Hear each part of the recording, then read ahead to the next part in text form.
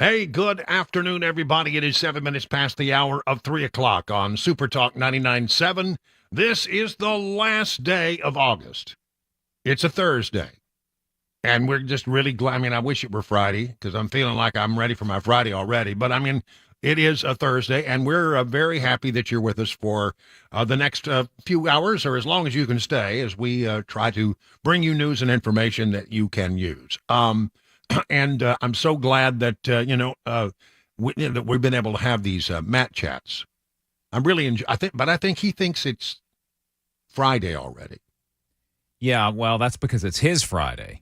Oh, he's not working tomorrow. Yeah, so he's off starting tomorrow. He's slacking off tomorrow, and therefore, for him, it was a Friday, and he just assumes everybody else wants it to be. Yeah, it's in his head that it's Friday. It's my last day. All of the right. week. Well, anyway, I'm happy to disabuse him of that notion, but I think he's got a birthday, right? Does he? I don't know. I don't know. I heard that he was off. I don't know. Yeah, I think he's going to be off all next week too. Well, I guess he's got big plans. Yep. Okay. He didn't invite me. I don't know. Yeah, I know. I don't know. Hey, maybe Matt Morey knows. Mac Morey knows. Is it his birthday? Is it? Yeah, the big 50. He's 50 tomorrow. Wow. I mean, I wouldn't say he looks a day over, 55, 56. Not a.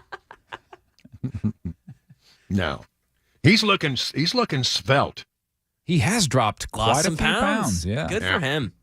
Yeah. Well, I don't think, you guys don't get to see me in the flesh very often, because I work from bucolic Watertown, but I'm down 50 pounds. Golly. Yeah. Yeah, I could tell that the hard way. I think it was at the Beacon thing that you went to a couple weeks ago, where you were wearing the suit. You could really see it there. Yeah, you could really tell that you had slimmed down. Yeah, I'm gonna have to go out and buy a whole new wardrobe. That's all right. But I really don't want to do that because you know what happens. Yeah. As soon as you buy the wardrobe, then the weight comes back on, and you've got like 9 different kinds of wardrobes in your closet. All for a different size that you were at some point. Just separate all your clothes by weight class. Kind of like wrestling, Yeah, that's right. Listen, Donald Trump has gone to his Truth Social and made a statement about what's going to happen and his concerns about COVID. And I want to play it out for you, and then I want to open up the phone lines with a question. Okay, listen first. Here is Donald Trump. It's about a minute and a half of him talking about what happens if the Democrats, come on with a big plan to shut things down again because of COVID, because, now you're beginning to hear these stories. Well, there's a new kind of COVID in town, and, we're keeping an eye on it. Here is the former president of the United States. The left-wing lunatics are trying very hard to bring back COVID lockdowns and mandates with all of their sudden fear-mongering about the new variants that are coming. Gee whiz, you know what else is coming? An election. They want to restart the COVID hysteria so they can justify more lockdowns, more censorship, more illegal drop boxes, more mail-in ballots, and trillions of dollars in payoffs to their political allies heading into the 2024 election. Does that sound familiar? These are bad people. These are sick people we're dealing with. But to every COVID tyrant who wants to take away our freedom, hear these words: we will not comply. So don't even think about it. We will not shut down our schools. We will not accept your lockdowns. We will not abide by your mask mandates. And we will not tolerate your vaccine mandates. They rigged the 2020 election, and now they're trying to do the same thing all over again by rigging the most important election in the history of our country, the 2024 election, even if it means trying to bring back COVID. But they will fail because we will not let it happen. When I'm back in the White House, I will use every available authority to cut federal funding to any school, college, airline, or public transportation system that imposes a mask mandate or a vaccine mandate. Thank you very much. Well, there you go. And he says, we're just not going to comply. He didn't say that, you shouldn't take the vaccine. I mean, that's not part of what he said. He said there should not be a mandate. I've always been of the opinion that the government's role was to make sure that there was a vaccine for those who chose to take it. But that's where it should have ended. And what he's talking about is we're not going to mandate it if I'm the president. But what happens if we do start down this path again? Because I hate to say it, but there are those out there who are looking at this situation and saying, you know what, we may have to, go down this path again because, COVID, there's a new variant. And, you're starting to hear that talk. So here's my question. How far are you going to be willing to go this time? I mean, I think the first time that we did all this, we really didn't know what we were dealing with, and there was a lot of uncertainty about what it was and how it would impact us. But we learned as we went along, and I think as we look back over the experience of having, the whole lockdown and COVID, related policies that really shut down the economy and schools and the whole nine yards. What is your reaction going to be? I want you to get on the line and talk to me about how you feel. If it comes around again, is it going to be one of those things where, I won't be fooled again? Or are you, just where do you stand on that? 615-737-9986 phone lines are open, and we got one person already booked and ready to go. So let me, as soon as I can see. David, out on the road. David, if the president is right, and they're coming back with another attempt at trying to shut things down because of COVID, what will your reaction be this time around?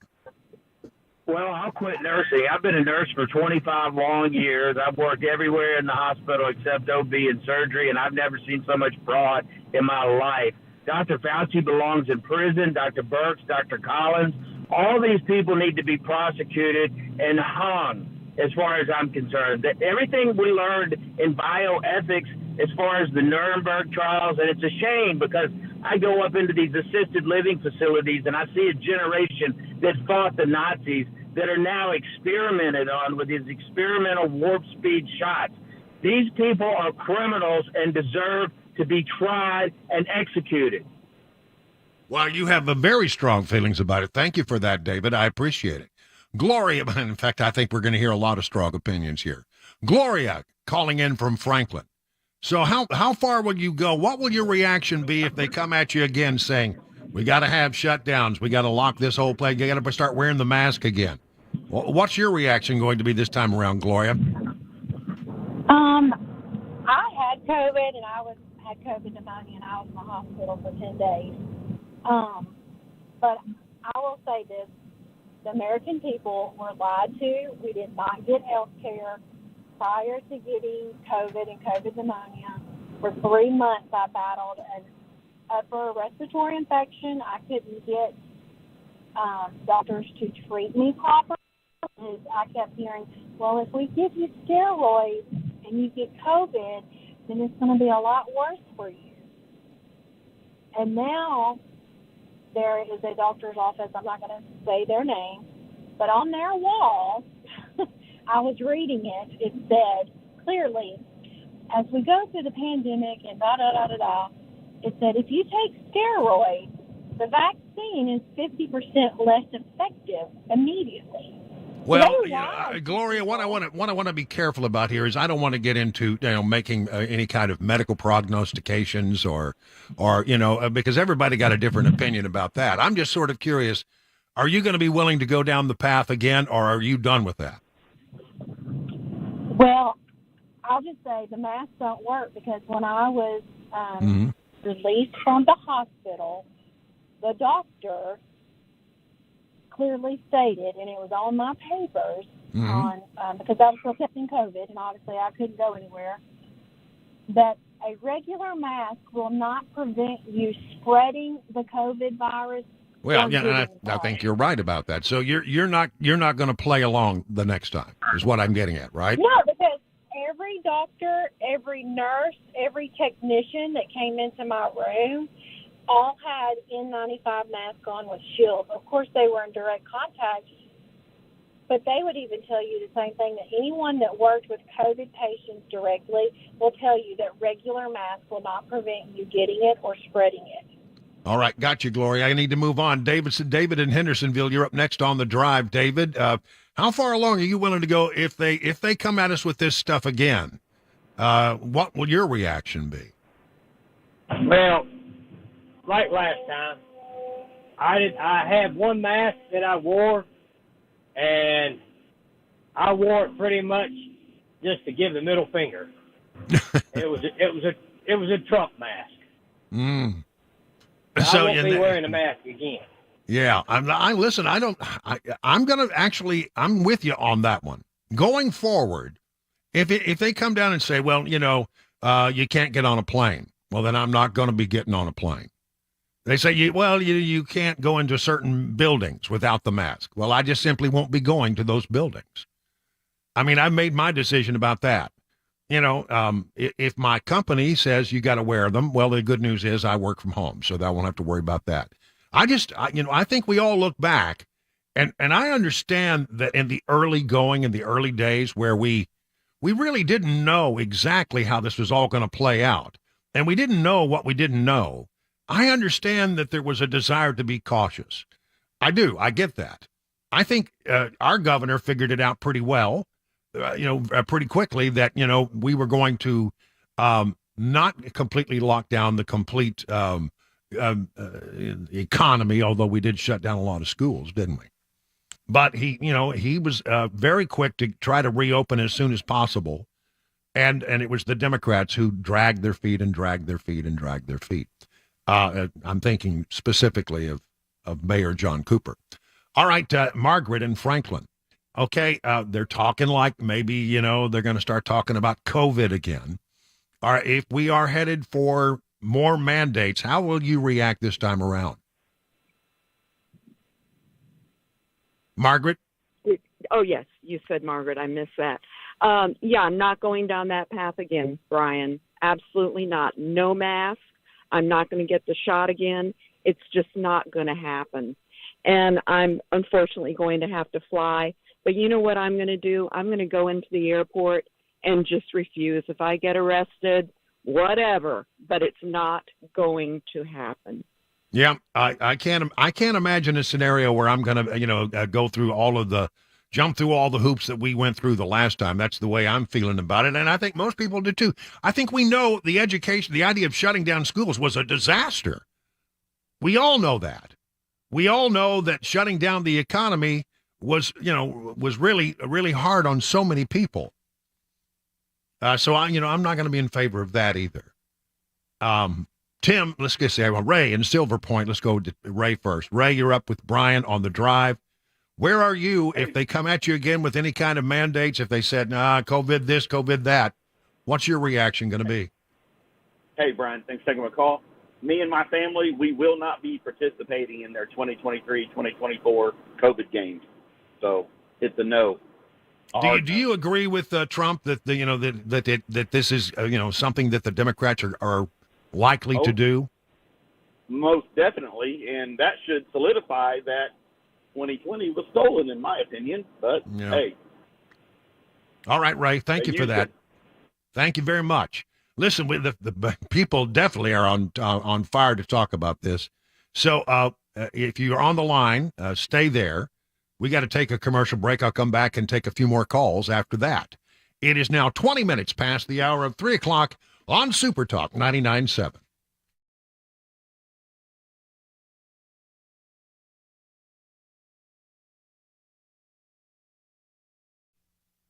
Eurofix has a very different business philosophy. They staff all their locations with more staff than the average auto repair shop, just so they can be ready when your emergency pops up out of nowhere.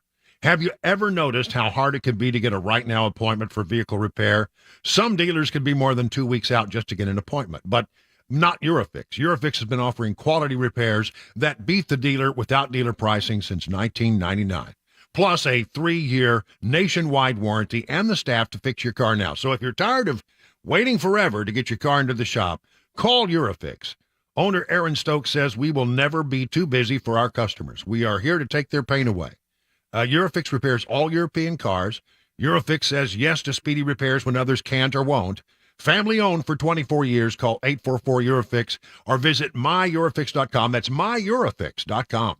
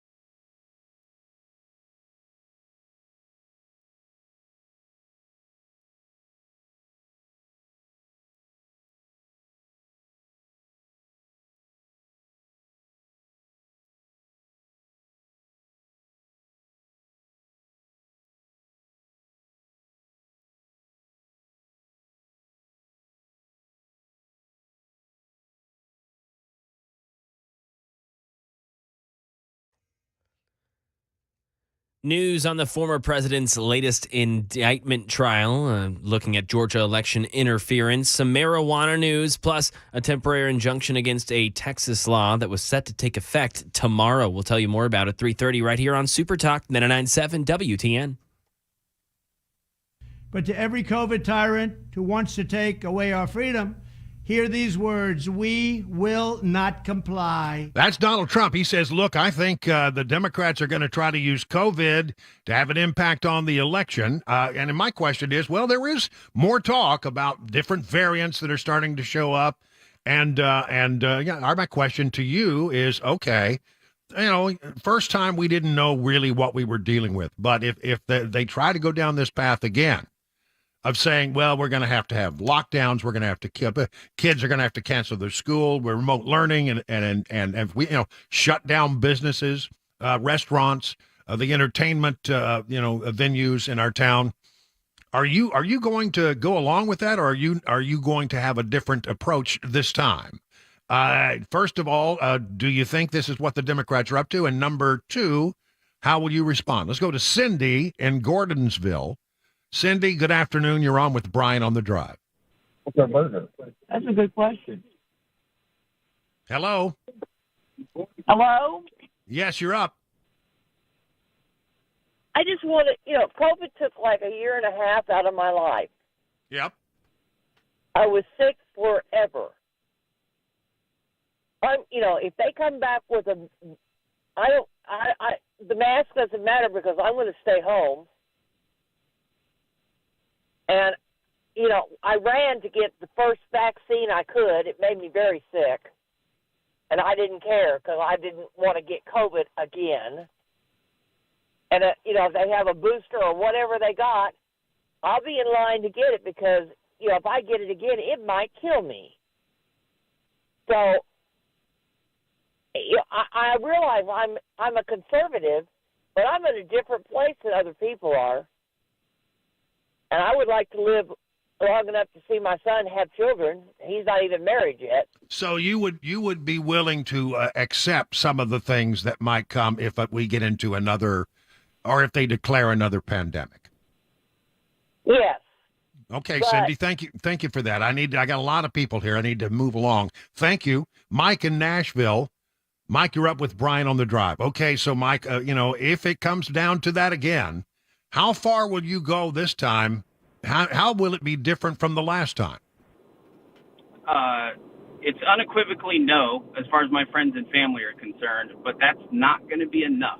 Because if you remember, small businesses were hurt very badly during the whole fiasco, right?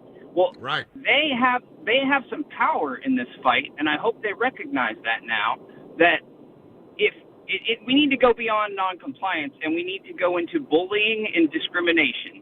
You show up in my small business with a mask, we're going to ask you to leave. Really? I'm serious. If you're gonna go full bore against this, it's not enough to just say no as just a guy or my family. You need to push them out of your businesses, ask them to leave nicely, trespass them, return the favor. If we're going to play this game again, which I'm kind of still doubting that we're going to do this, I think it's a fun thing to talk about, but I don't know if we're actually going to see them try to do this all again the way they did it before. I don't know. I am reading stories, and I don't bring every story that I read to you, but I've been reading stories where there are folks in the healthcare community who are now like say, well, we got a new variant, and this one, could be worse than. I mean, we've heard that before, right? And so I'm sort of curious about, everybody had a reaction the first time around. Some went along, some did not. Some started to go along, but then realized it was a mess, and they got out of it.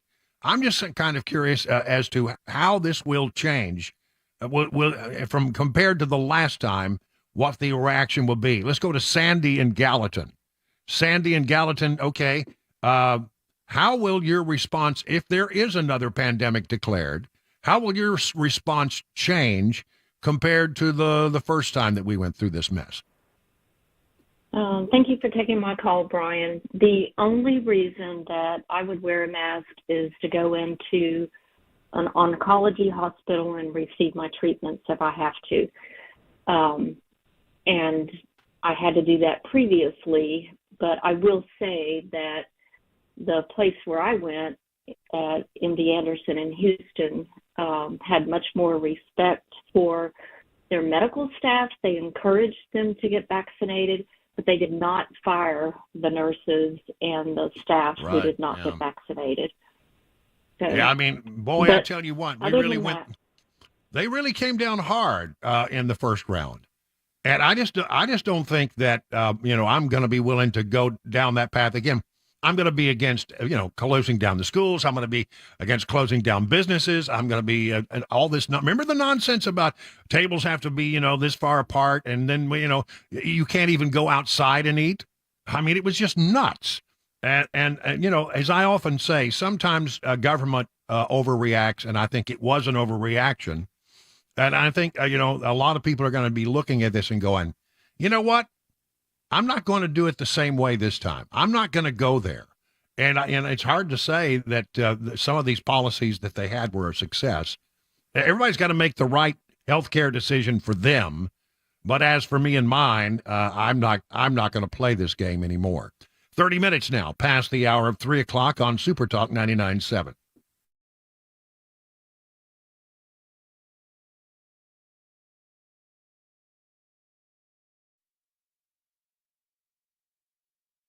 Thirty minutes after the hour of 3 o'clock, I'm Mac Maury with your top stories right now. 82 degrees in Nashville. Traffic and weather forecast coming up in 5 minutes. Another co-defendant in the Georgia election interference case says he wants a separate trial, too. Former President Donald Trump. Andy Field explains why. Two of former President Trump's former lawyers demanding speedy and separate trials from Donald Trump and the others charged in the Georgia RICO election interference case. Now, Mr. Trump wants his own trial, too, but says he won't have enough time to prepare for the scheduled October 23rd date. The Georgia prosecutor is asking the judge to keep all cases together and keep that fall court date. And the U.S. Embassy urging Americans to leave Haiti, quote, as soon as possible because of security concerns. It says, quote, flights fill up quickly and seats may only be available several days or even weeks in advance of departure. But then this as well, quote, if you encounter a roadblock, turn around and get to a safe area. And this is in reference to a gang war that has resulted in random killings, rapes, extortions, and kidnappings. And a federal judge issuing a temporary injunction against a Texas law that was set to take effect tomorrow. It would restrict public drag performances in the state. Dave Packer. While the law does not specifically mention drag shows, politicians have made it clear that Senate Bill 12 is intended to restrict drag performances in Texas. The ACLU has sued state officials who would enforce the restriction, and a statement saying the law is stunningly broad in scope and will chill entire genres of free expression in our state. Business owners and a drag queen testified before U.S. District Judge David Hittner earlier this week. Texas is one of 6 states that have passed restrictions on drag performances. A similar law in Tennessee was blocked and ruled unconstitutional.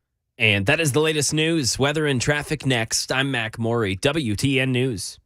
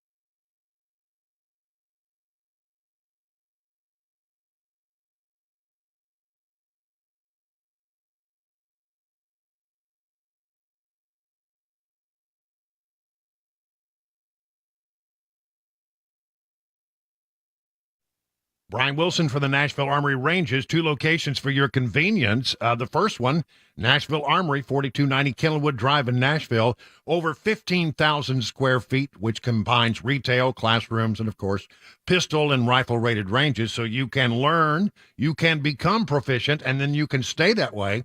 The second location, the Franklin Range at 39 Southwinds Drive. There you're going to find 10 state-of-the-art shooting ranges equipped with automated target control and custom shooting stalls that provide a virtually private shooting experience. Now, the folks who work there, they pride themselves on hiring folks with the expertise to advise even the most experienced shooter, but they also have the patience to guide those who are new to the 2A world, no attitude, no pressure. And gunsmithing is back at the Nashville Range. If you're buying your first gun or adding to the collection, you'll find a wide selection of new and pre-owned firearms, suppressors, optics, apparel, shooting accessories. Look, it's a place to buy. It's a place to train. It's a place to become a really good shot. To learn more, go to armoryranges.com, and please let them know that your friend and radio buddy Brian Wilson sent you.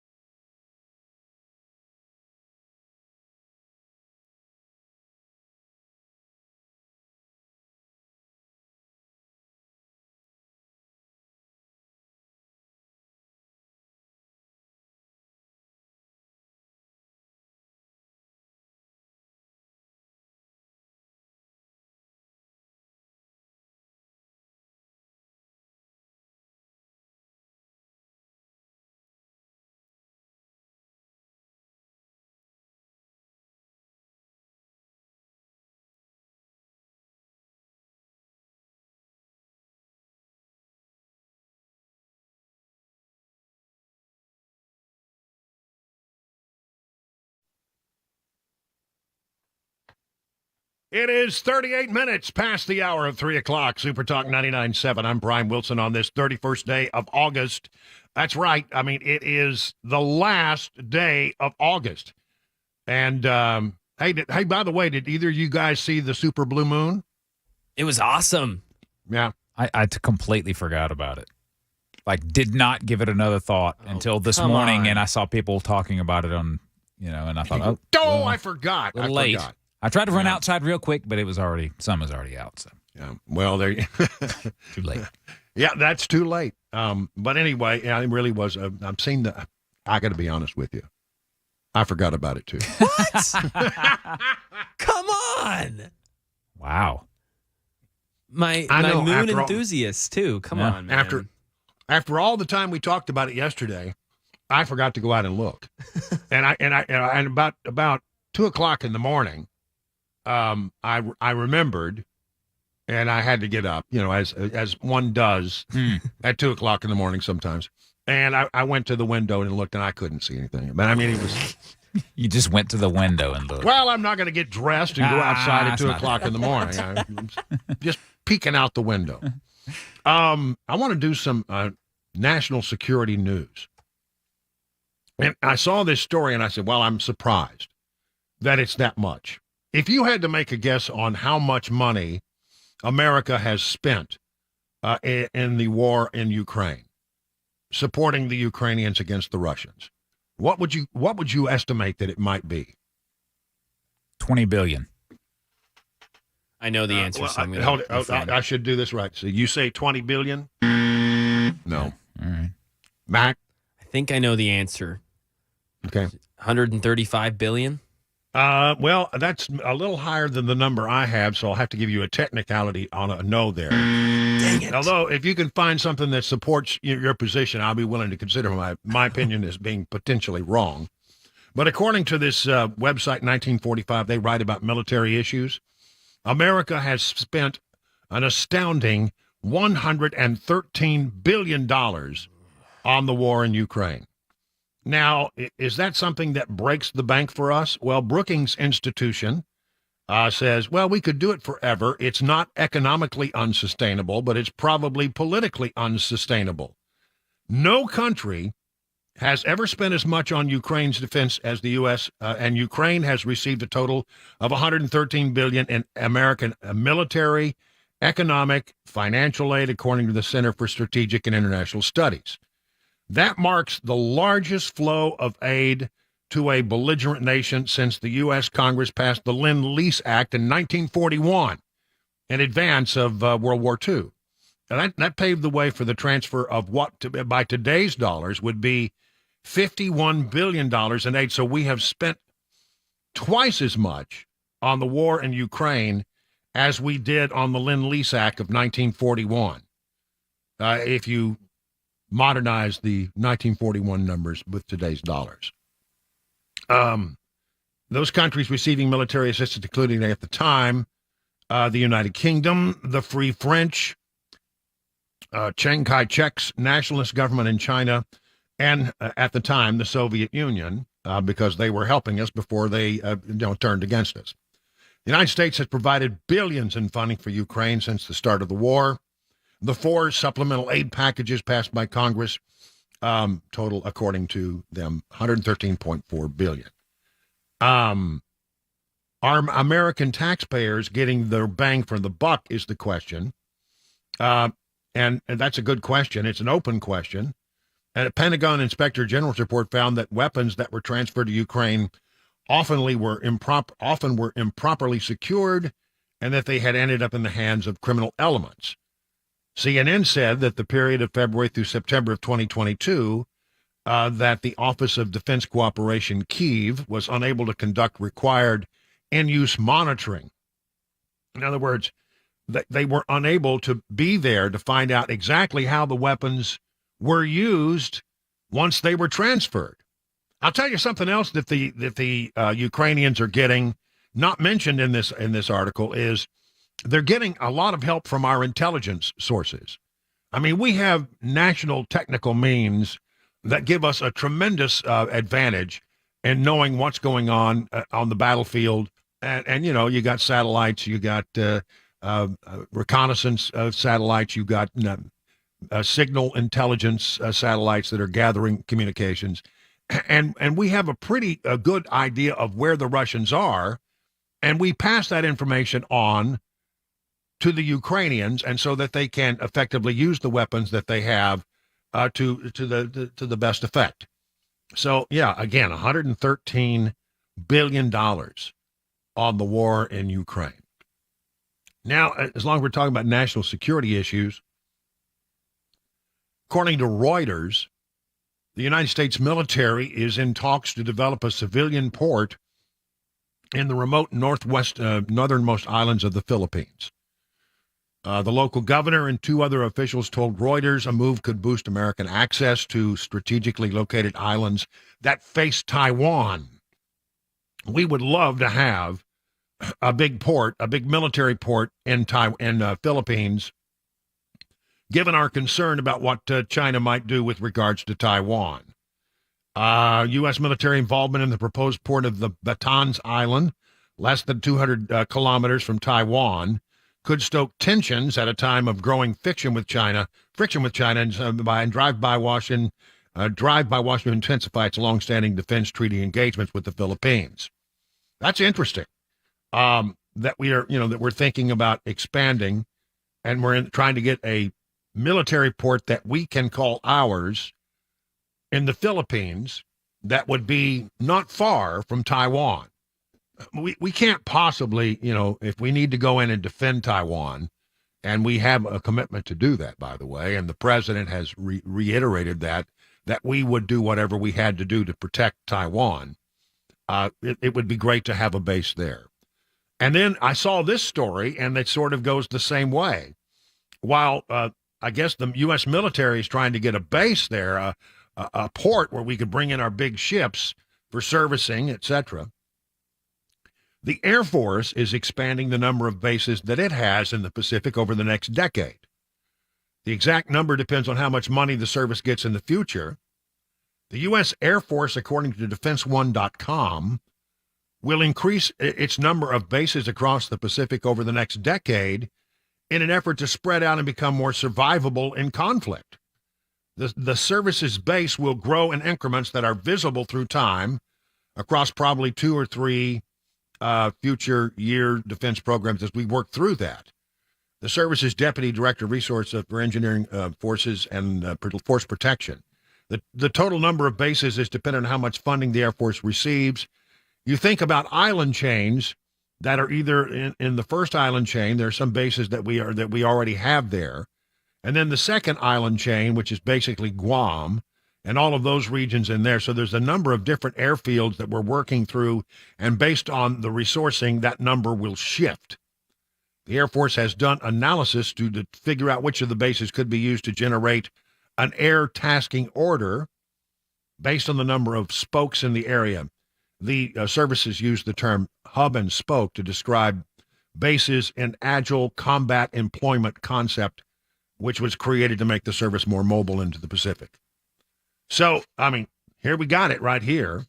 Air Force expanding the number of bases in the Pacific. The U.S. military talking about developing a port in one of the Philippine islands so that it would have access to Taiwan should that become necessary. We need to be able to fight a war on 2 fronts. And as I look at all our military stories about what we're doing and what we're planning for, we seem to be making some of the right moves, but the real question is, for me, if things got more serious in Ukraine, let's say, for example, the Russians decided to go into a NATO country, well, then we have to be involved. We have to be involved. We would have to, go in there and honor our NATO commitments.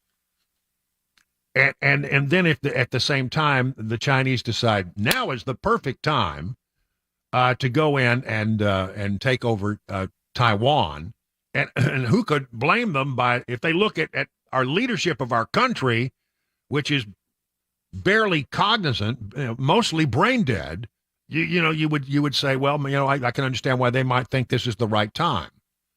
The third thing that I'm concerned about with regard to national security is a lot of stuff is going out. A lot of stuff is going to Ukraine. We're sending tanks. We're sending this. We're sending armaments. We're sending all kinds of, military supply and support.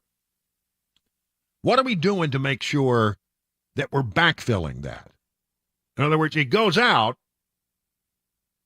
Do we then become a less capable American military because we're sending so much stuff to Ukraine? I'm really concerned about that because I don't think we have a president who has a working brain cell, who understands these concepts, even though he claims to be a foreign policy expert. I don't think he knows a thing about what's going on. I think he's completely, out of it. And I don't want to be lacking in a military response Should we need to fight a war on two fronts? That's always been the stated goal of the military. Can we fight a war on two fronts? I wonder. We're spending a lot of money in Ukraine, but are we backfilling the stuff that we take out of our inventory? Is that being covered? And how effective can we be against the Chinese if they truly decide that they want Taiwan and they decided that now is the time? These are, I think, the questions that we need to be asking ourselves. And we need to be asking the future leaders of this country how they would deal with that as we enter this presidential election cycle. And not only just the presidential election cycle, but the regular election cycle as well, where all members of the House will be up for election and 1/3 of the Senate. 50 minutes now past the hour of 3 o'clock on Super Talk. Hi, I'm Paul Winkler. What's one of the biggest mistakes that I find that investors make?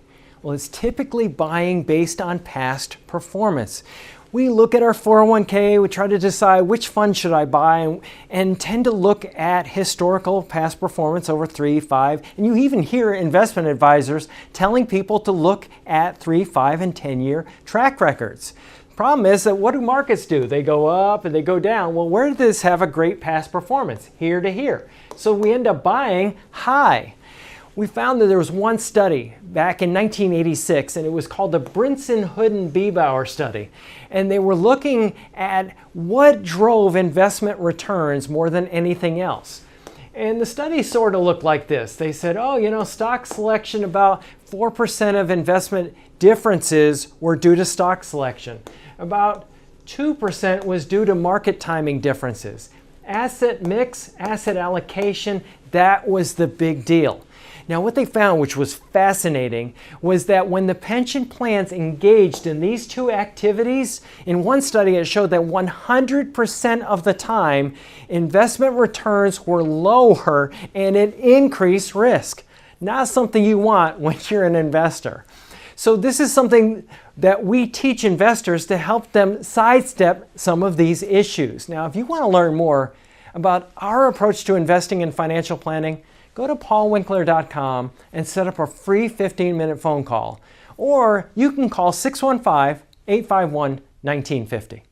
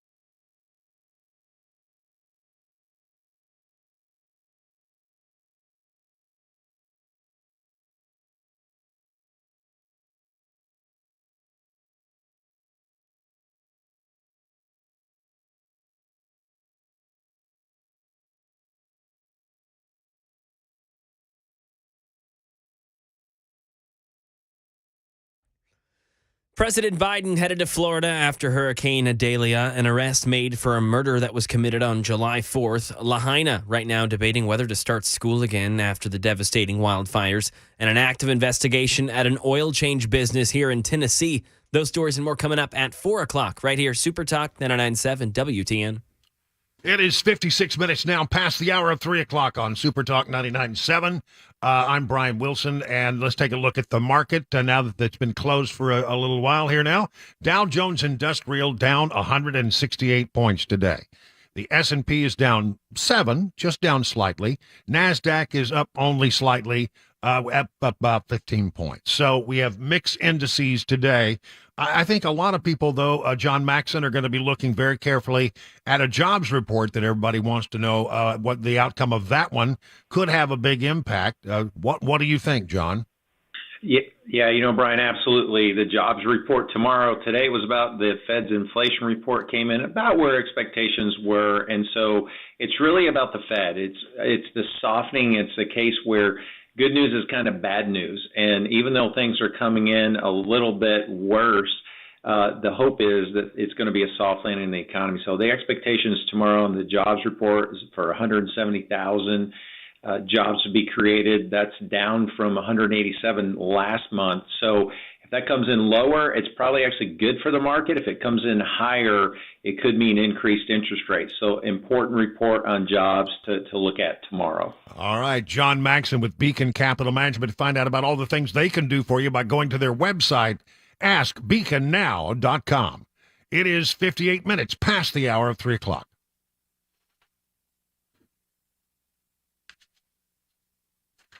All right, folks, if you're going to do some grilling out and you're a fan of Legend Steakhouse like I am, you can enjoy some of the same flavors right at home, fresh off your very own grill.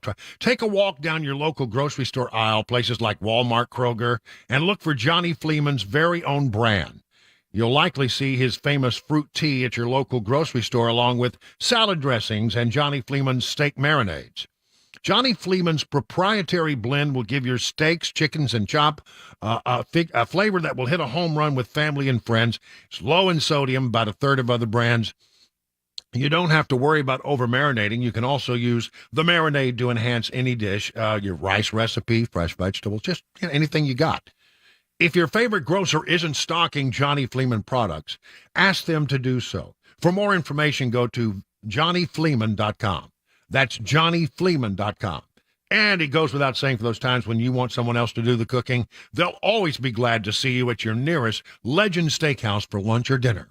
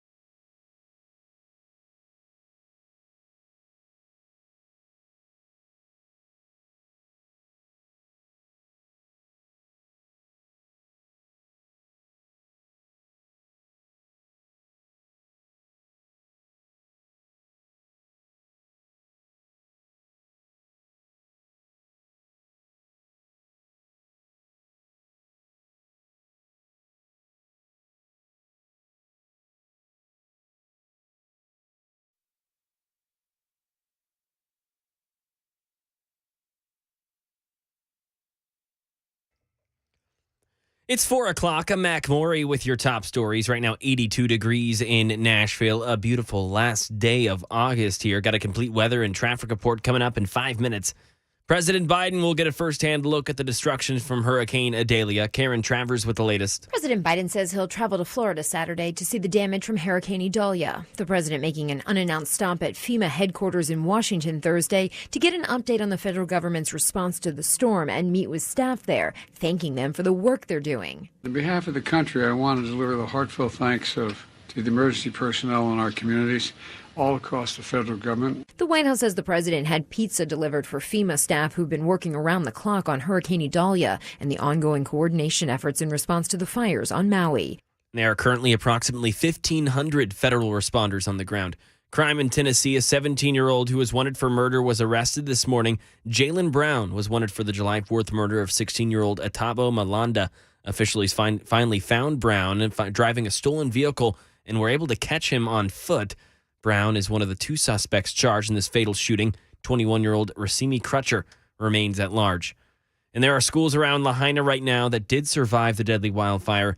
And now there's debate about when they should be reopened. Alex Stone. Before classes resume in West Maui, island officials say soil and air testing need to be done and that it will still be weeks before schools that did survive the wildfires can reopen. At an outdoor community meeting, emotional parents argued they are not being included in deciding how and when school should resume. Keith Hayashi, head of Hawaii's Department of Education, says the number one priority is making sure schools are not contaminated. It's important that we get the full range of data and assessments. He says many children are now going to school elsewhere, either on the island or on Oahu or back in the continental U.S. And right now in Nashville, Metro Police are investigating a claim of deadly self-defense in Antioch. A man was killed at the Valvoline Instant Oil Change business on Bell Road yesterday after employees say he got angry over the service and began to shoot. The manager then shot the man in the head, killing him on the spot. Now it's up to the district attorney to determine whether the manager, 32-year-old manager Brooklyn Key, faces any charges. And right now, breaking news from Channel 4, bus routes are now being affected by a police situation. This is for Blackman schools, if you have any child that goes to Blackman schools. Now, this police situation is not involved with the schools. They're in negotiation with a man. And so there are going to be 5 streets that if your child gets dropped off on that road, they won't be able to make it there. You may have to pick them up at the school. Those streets, Lone Wolf, Blue Moon, Sitting Bull, Shaman Crossing, Wolves Den.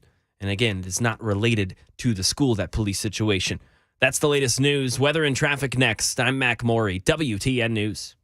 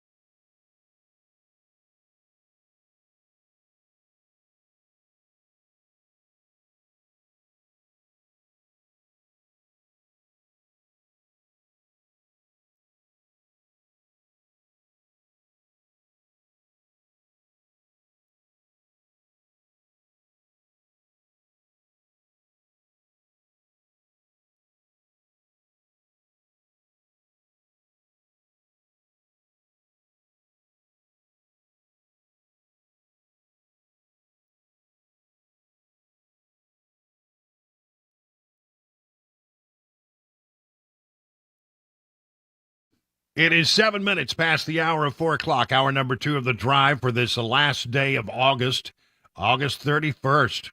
Man, and where did the month go? We've got all kinds of news and information to share with you.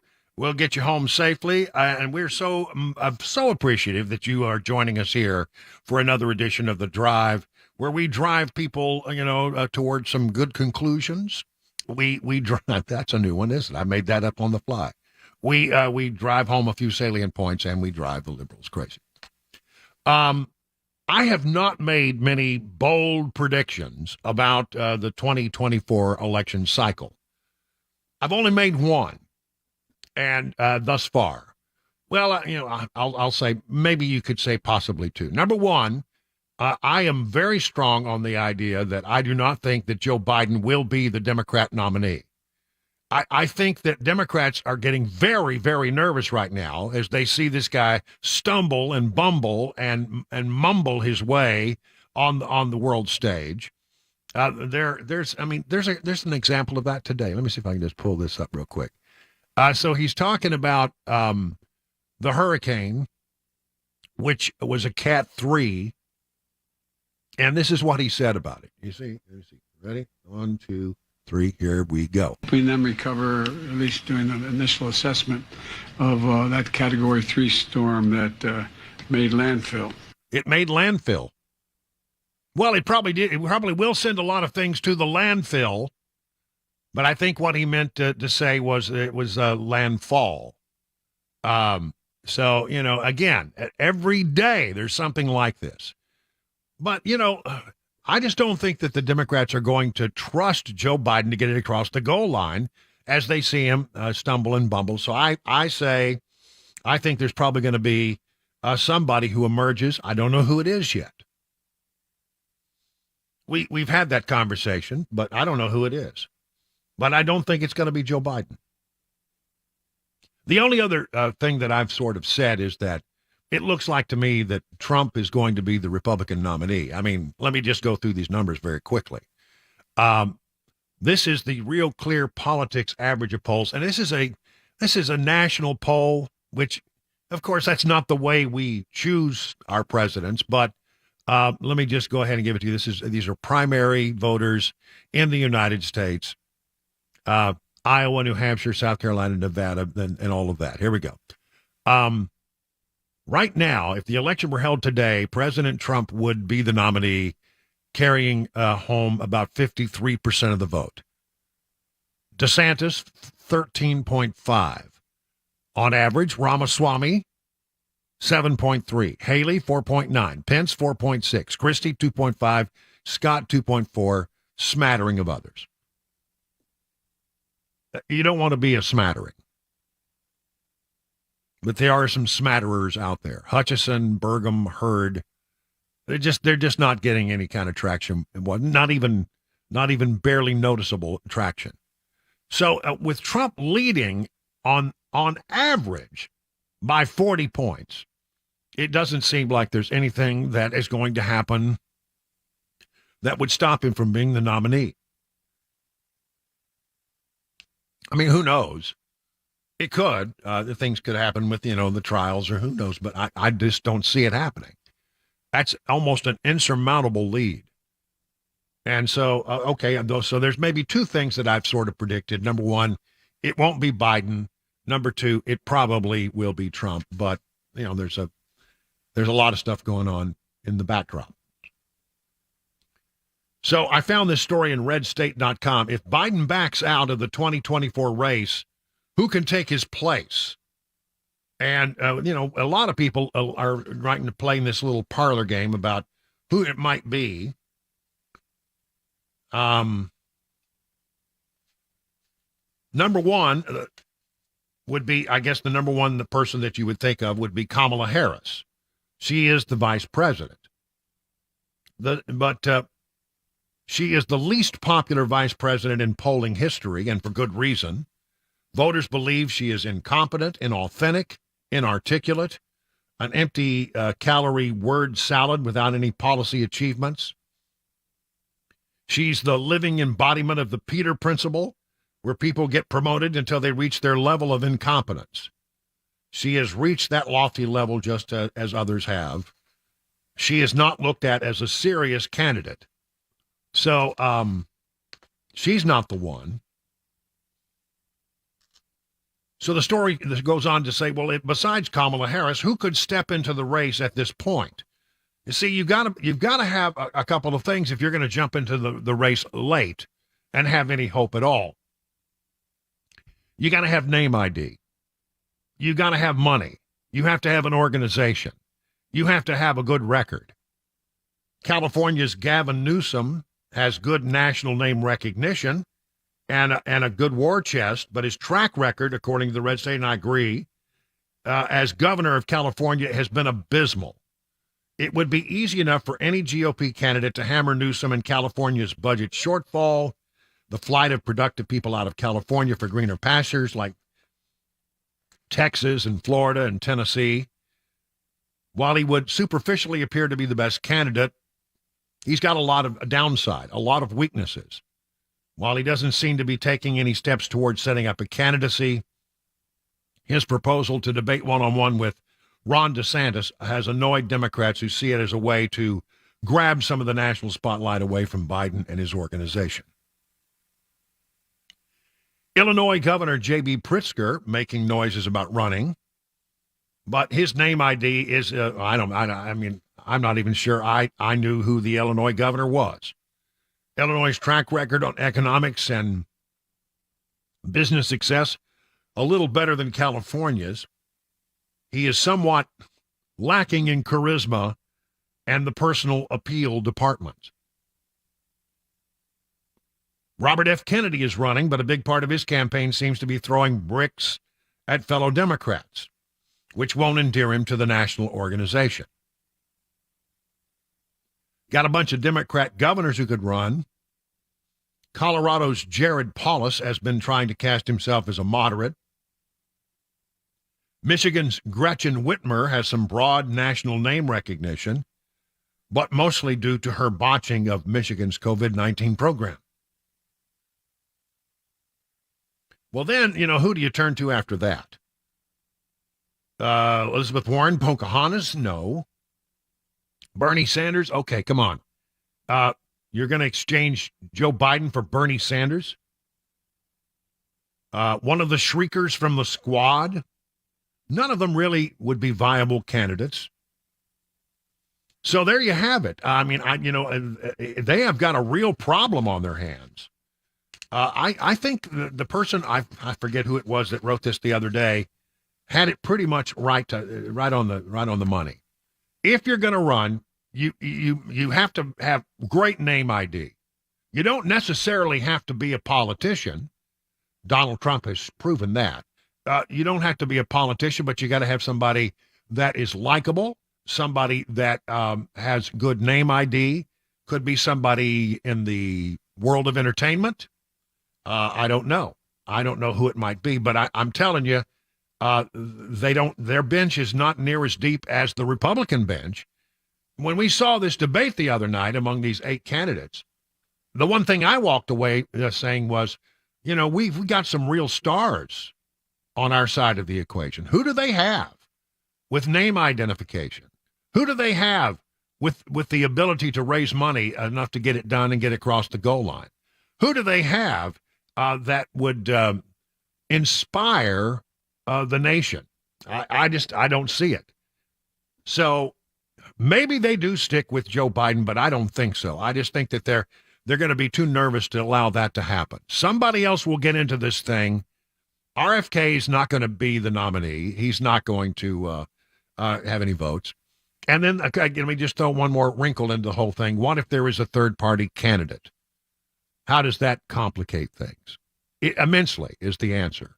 And I'm not sure how that's going to play out either. But if there is a third-party candidate, I think it might be Joe Manchin and the No Labels Party. So there we have it. A real, you call it a thumbsucker if you want. But, there is a real problem for the Democrats. They've got a president who is brain dead, who can't put together 2 sentences. They've got a president whose policies have been disastrous. Nothing really to point to as a success. He's destroyed things on the border. He has destroyed the economy. He thinks Bidenomics are working, and he seems to be alone in that opinion. And so I just don't think that they're going to put all the Democrats are just going to say, "Okay, Joe, let's get you." And then if something happens, it'll be Kamala. I don't get that sense at all. Gavin Newsom, by the way, was supposed to be in Tennessee this weekend. And according to the Tennessee Star, he was apparently a no-show at the Tennessee Democrat Party fundraiser. They had pushed very hard saying he was going to be there. And then he didn't show. Might have had something to do with the fact that they were going through some tropical storms in California. It was hard to get out. I don't know, one way or the other. Gavin Newsom was a no-show at the Tennessee Democratic Party fundraiser, according to the Tennessee Star. So, is he coming to the conclusion that maybe he doesn't want to get in? Doesn't seem as if he's making some of the right moves, but not all of the right moves. I don't know. I just don't think. Gavin Newsom would be the guy who would be an attractive candidate were it not for the fact that California is an utter nightmare right now, with crime on the surge and people leaving the state in droves for places like Texas and Tennessee and Florida. What one in the world can you? I mean, he would be very easy to just cut up in a debate stage. Well, watch this space very carefully, because it'll be interesting to see what happens. And I don't think their bench is near as deep as our bench is, and I'm very pleased with what I saw in that debate. Are any of those guys going to be the nominee? No. They're not going to be the nominee. They might be a vice presidential running mate, but they're not going to be the nominee. But it's still, when you look at the depth of the bench, we've got a good bench. And they, not so much. 20 minutes now past the hour of 4 o'clock on Super Talk 99.7.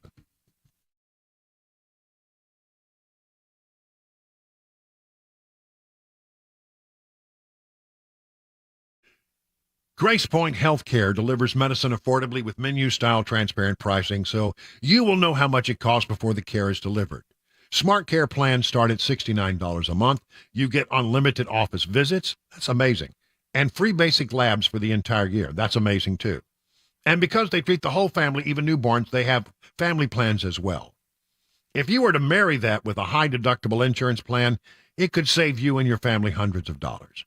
At Grace Point, they take their time with each patient. They see you the same or next day. There are no long wait times or crowded wait rooms. They treat naturally whenever possible. It is a military vet-owned practice.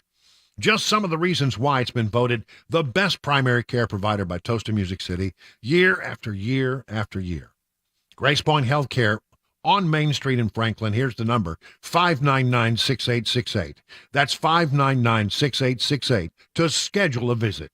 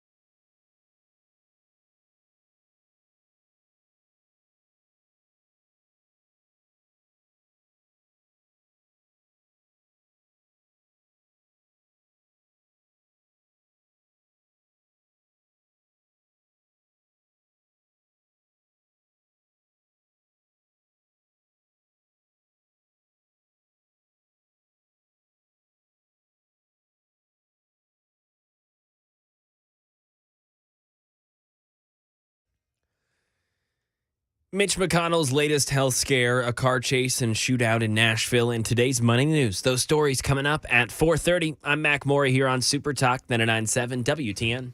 24 minutes past the hour of 4 o'clock on Super Talk. I'm Brian Wilson on this last day of August. Glad you're with us.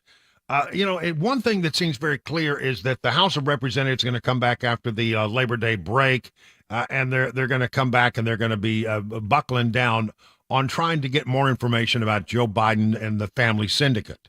They're probably going to move fairly quick, it looks like right now, to an impeachment inquiry, which sort of supercharges the ability of the House of Representatives to get information, to dig for information, to subpoena, send documents. It just sort of as I think the Speaker has put it, it is a move that gives the House its apex in power when it comes to such an investigation.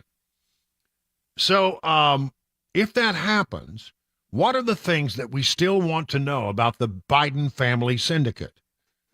Well, the folks at the Federalist have written a great article. You can find this, by the way, at yourfarb.com and find the link to yourfarb.com at 997wtn.com. Let me go through some of them, okay? Number one, what did the Biden family do to earn millions from foreign oligarchs, if not trade political favors? I mean, come on. What were they doing? What was the purpose of the said enterprise? Number two, how long have the Bidens been personally profiting from Joe's public service? Number three, who is the big guy, and what did he do to deserve a remuneration package containing equity in a venture by a Chinese energy firm? Number four, why did Joe Biden use pseudonyms in multiple emails, including one documenting a call with the Ukrainian president? I mean, as I understand it, those are pretty sensitive documents. Those conversations are supposed to be, I think, secret or top secret if they're carried out by the president or the vice president of the United States on his behalf. What exchange was Shlofshevsky referring to when he said it cost $5 million to pay one Biden and $5 million to pay another? Burisma founder Shlofshevsky told a trustworthy FBI confidential source that it cost that much, $5 million to one Biden, $5 million to another Biden, on that FD 1023 form Senator Chuck Grassley came upon. Do records of these payments show up in any of the Biden's numerous bank accounts or shell companies? Number six, what is Victor Shokin's, what is his testimony? What will it be? 7, what role did the Biden's corruption in Ukraine play in fueling the United States' entry into their war with Russia? Number 8, is potential NATO entrance for Ukraine a reward for them obeying Biden's demand that they cover up his corruption? Number 9, was the Donald Trump impeachment over Ukraine a Democrat cover-up for Biden's corruption there? Now, that's a great question. Number 10, there's evidence that at least one Ukrainian business got Joe Biden to move a U.S. policy on its behalf. His family's also gotten a lot of Chinese money. So what U.S. policies on behalf of China has Joe Biden advanced? 11, what was Joe Biden's involvement in an exchange in which Hunter Biden potentially extorted a Chinese businessman for money? Number 12, according to the Durham report, the DOJ and its arm, the FBI, have known of and failed to do much about multiple instances of foreign influence on Democrat Party presidential candidates. What did the DOJ and FBI know about Joe Biden's foreign influence operations, and when did they know it? Great question. Who made the call that IRS agents investigating Hunter Biden weren't allowed to ask questions about Joe Biden? 14, did DOJ leadership prevent Weiss from looking into Joe Biden's involvement in the pay-for-play scandal? 15, why did the FBI try to withhold that document, the FD 1023, from Congress? So there you have it. 15 questions a Biden impeachment inquiry must ask because, as the Federalist points out, you can't count on corporate media to ask those questions, can you? One other thing, again, this comes from the Federalist. The House Oversight Committee, James Comer's committee, is now seeking flight logs for flights anytime that Hunter Biden used Air Force Two to further the family business. I mean, he's flying over with Dad on Air Force Two, and then he steps off the plane and goes and starts to find ways to make money in those different locales. So, did we as taxpayers support his effort to go out and hit all these people up for money? It would seem so if he's flying on Air Force Two. I think those are really good questions. We'll call it that at 4:30 now on Super Talk 99.7 WTN.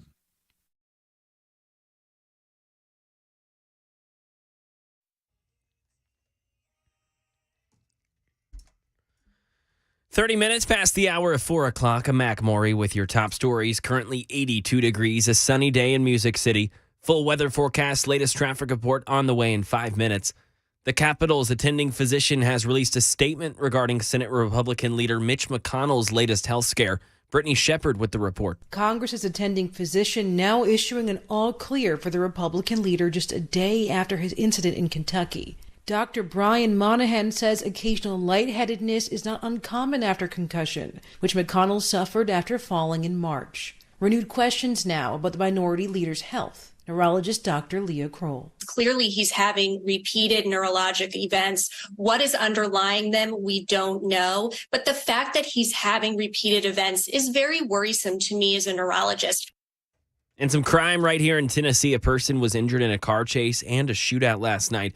Officials say the chase involved two vehicles shooting at each other until it ended at 338 Ewing Drive around 9 o'clock last night. And one of the victims was taken to Skyline Medical Center. It's still unclear if that was because of a shot fired or an injury from the crash.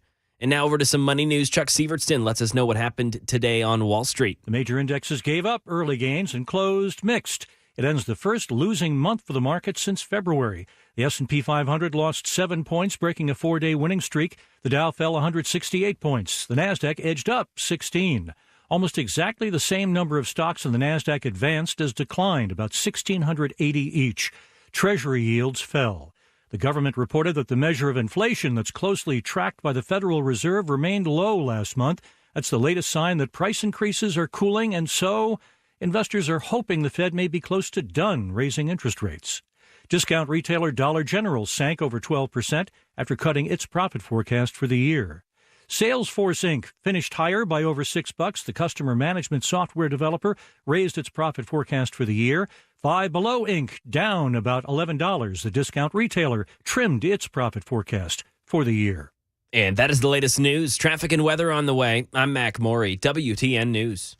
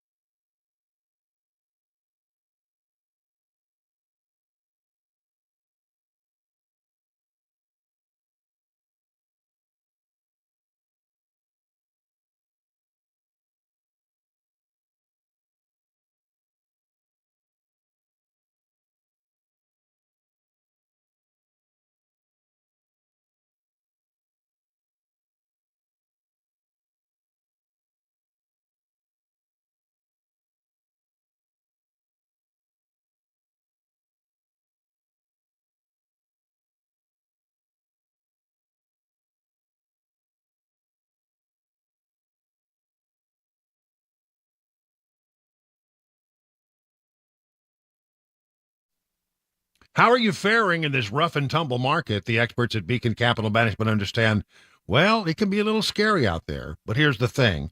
Beacon Capital Management has a plan to assess where you are and help you make any mid-course corrections that might be needed.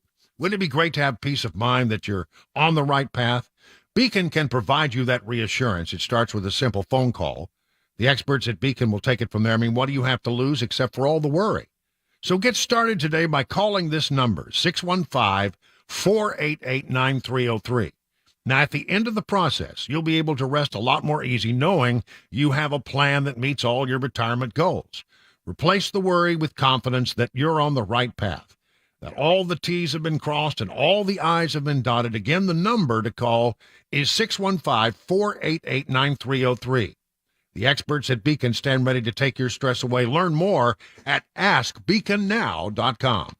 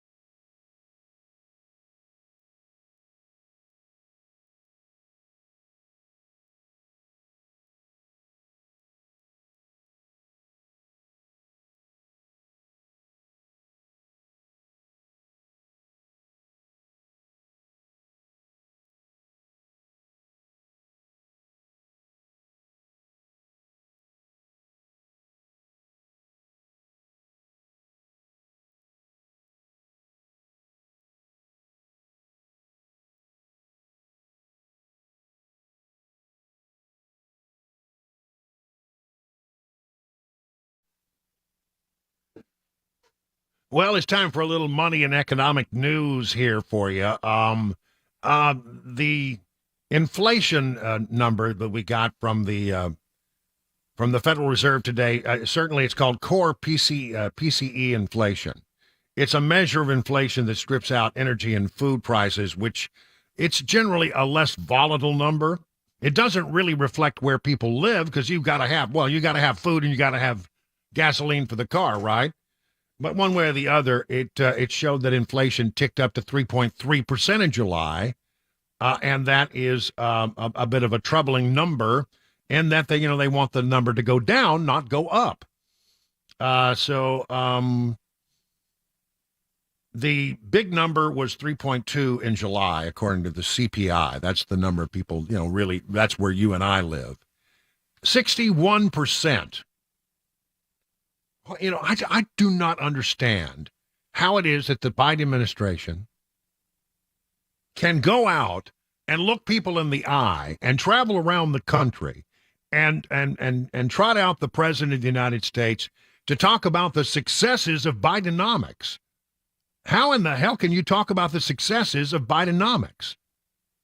I mean, are you paying more for food? Yeah.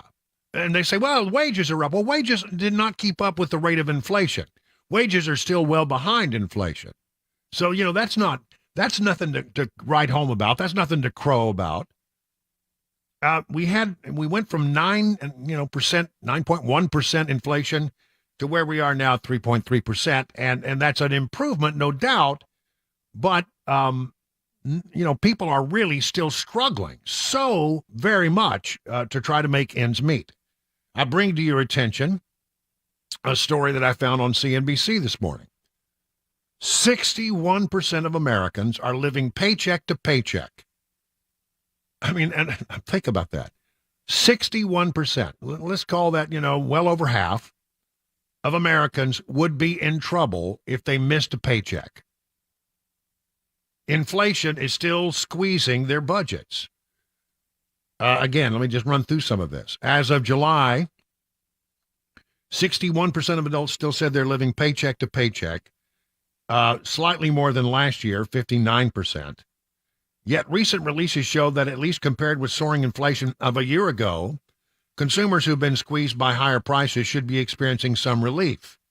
June and July both saw easing in the pace of price increases, core inflation up 0.2% for each month, according to the U.S. Bureau of Labor Statistics.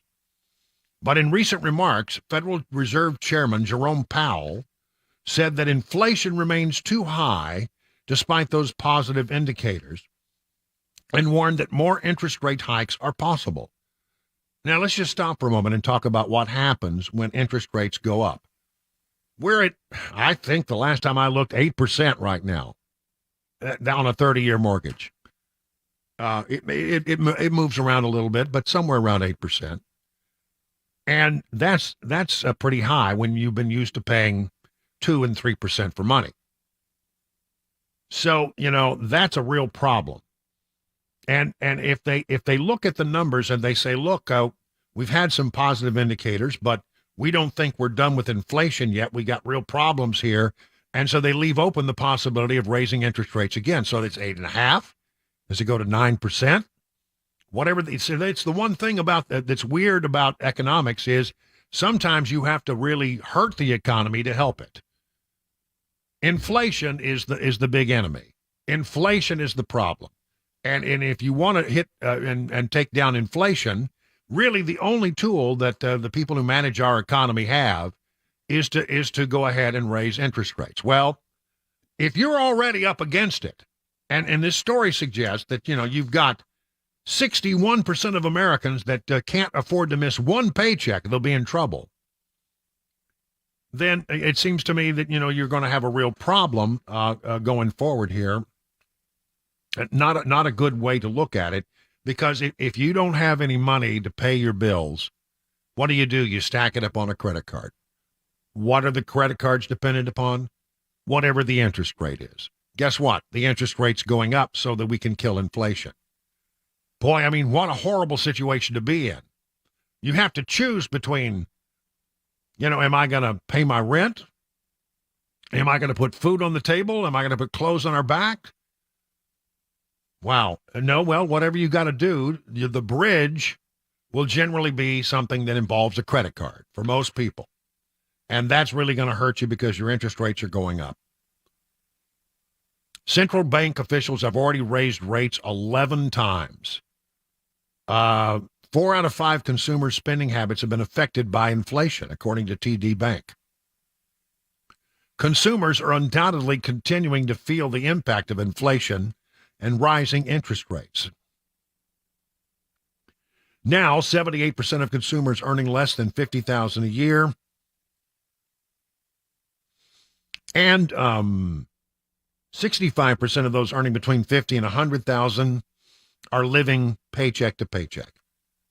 Wow, I mean, if you're out there making less than $50,000 a year, 78% of you say that you can't make it if you miss a paycheck. That's so scary. What a bunch of stress that puts on you as an individual. That puts you as the breadwinner. That puts you and your family. How are we going to make ends meet? Well, we have to put it on the credit card. We can't afford to not have food. We got to send the kids off to school with something, to wear. This is a struggle. So how in the hell can the folks in the Biden administration go out there and look anybody straight in the face and tell them, you know what, bidenomics is working. It's working. It really is not working. Some 70% of Americans admit to being stressed about finances, according to a separate CNBC Your Money Financial Confidence survey conducted in March, largely due to inflation, rising interest rates, and the lack of savings. Only 45% of adults say they have an emergency fund. For those who have emergency savings, about 26 polls said they have less than $5,000 saved. That survey found that 58% of Americans are living paycheck to paycheck. The President of the United States. And you know what he's talking about? He's talking about how I need more money to do certain things. You're not going to believe this one. This is the President of the United States talking about how he needs $15 billion to make the border more secure. I'm not making it up. And one of the other things I've been asking the Congress for is we need about $15 billion along the border to be able to deal with the technology needed to be able to determine whether or not these precursor drugs are making it into Mexico or into the United States, and dealing with that. So there's more to do there as well. Needs another $15 billion to secure the border, when all he has to do is do what he could do with the snap of a finger, tell the Border Patrol to start enforcing the laws of this land. Instead, what is this guy doing? This makes me so angry I can't see straight. He's actually out there now selling off the parts of the border wall that never got used by Donald Trump, because the day that Joe Biden took the oath of office, he said no more wall, not one more foot of wall is going to be built. And all of this stuff that was sitting there ready to go, wall materials, all you had to do was bolt it all together, and you could have had most of this done, and it would have made the border much more secure than it is. He just let it go to ruin, and now he's selling that for pennies on the dollar, and it's out of spite is what he's doing. What he's doing is the Democrats are now protecting themselves in case they don't win the presidency in the next election. They're not going to allow, like somebody, if Trump wins, to come in there and start building the wall, because the parts are still left there on the border. Let's get back at it. Let's take that scrap metal and get after it. No, he's going to sell the scrap metal. It's going to be gone. Wow. But no, he needs $15 billion to stop, the drugs from coming in. Well, no, the way you stop the drugs from coming in is you secure the border. You don't have people from ISIS acting as coyotes to get the bad people across into this country. You don't do that for sure. You make sure that the Border Patrol will absolutely do their job. Take off the handcuffs, let the Border Patrol do what they do, let ICE do what it does. And you start the process of trying to make sure that we don't just automatically let anybody who makes it across the river into the country with a piece of paper saying, check in sometime with us if you feel like it. No, we need $15 billion to stop. I'll tell you what you need to do. You need to get your military down on that border in a big way, and consider anybody who's bringing drugs or the precursors into the Mexico or across the border into the United States to be enemy combatants. That's how you solve this problem. Watch the cartels scatter when the drones start to fly, and we start deciding, that we're going to treat this as an attack against our country, which we should do. We don't need $15 billion, Mr. President, for that. We just need to get our policies in order so that the border can become more secure, and you have everything you need to do that. And if there's anybody who can show you how to do it, just look back at what Donald Trump did, because as soon as he took over, we didn't have a border problem. Were there people coming across? Yeah, there were a small number of people, but not like it is now. Certainly, the border was 100% more secure than it is at this particular moment. So, this stuff. And one of the other things I've been asking the Congress for is we need about $15 billion along the border to be able to deal with the technology needed to be able to determine whether or not these precursor drugs are making it into Mexico or into the United States, and dealing with that. So there's more to do there as well. Yeah, there's a lot more to do, but you're not the guy to do it, I'm pretty sure. It's 49 minutes past the hour of 4 o'clock on Super Talk.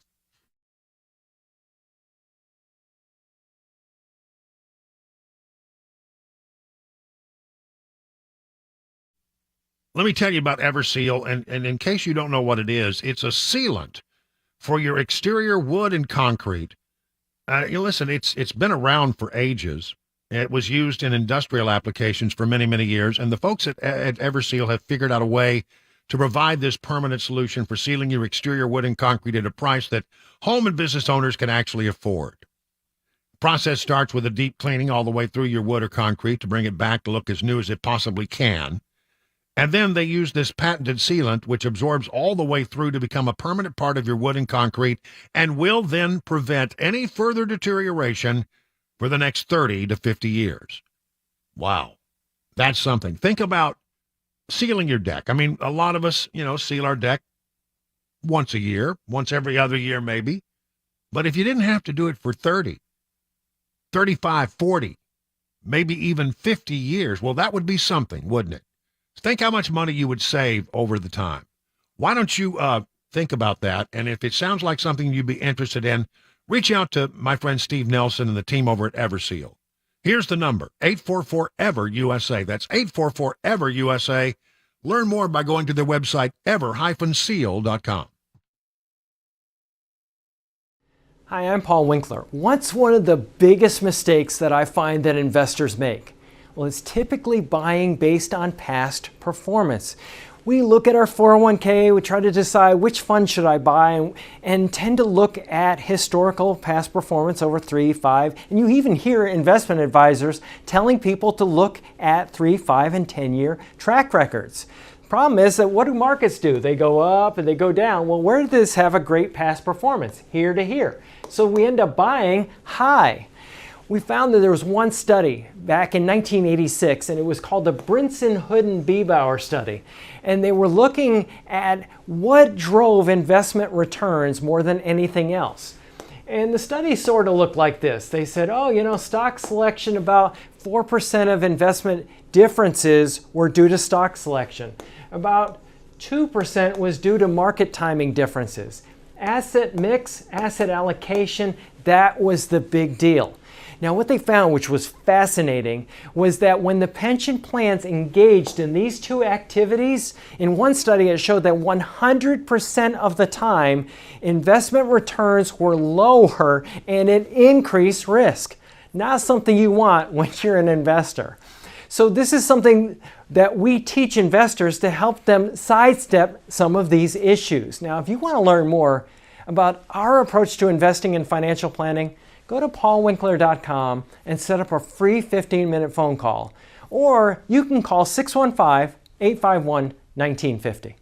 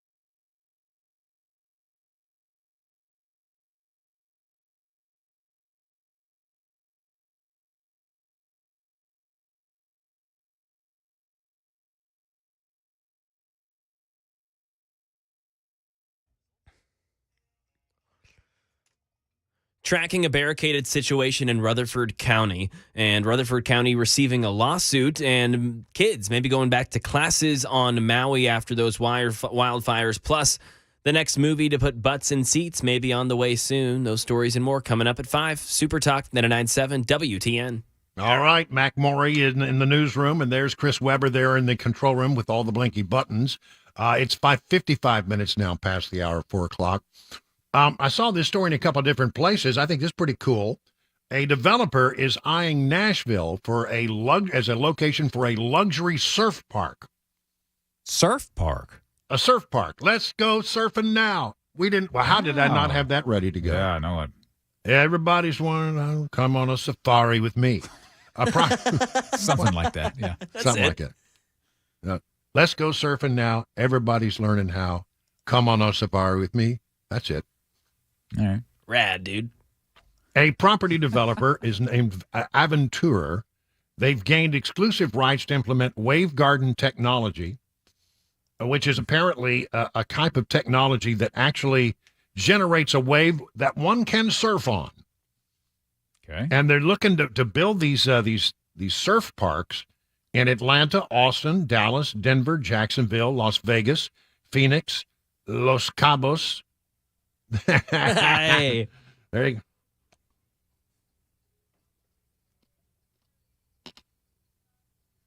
I mean, come on. Lenny, also Nashville. Their website said, we deliver authentic surfing destinations sympathetic with their location, incorporating thoughtfully designed buildings, landscapes, and experiences. That sounds pretty cool. Sounds fun. It sounds, you know, a lot of people really love the Top Golf thing. I mean, that's a big deal, right? Yeah. You know, going out and doing Top Golf. Sort of sounds like to me like that kind of thing, except it's going to be surfing. I mean, are we ready to be surfing here in Nashville, Tennessee? It sounds like a hefty medical bill to me, Ryan. That's just my opinion. But I think it'd be fun for a lot of people. Yeah. Well, okay. Well, we'll get a surfing safari. It's going to be a little while before they develop it, but they are in the process now of looking for locations in the Nashville area. 58 minutes past the hour of 4 o'clock on Super Talk 99.7 WTN.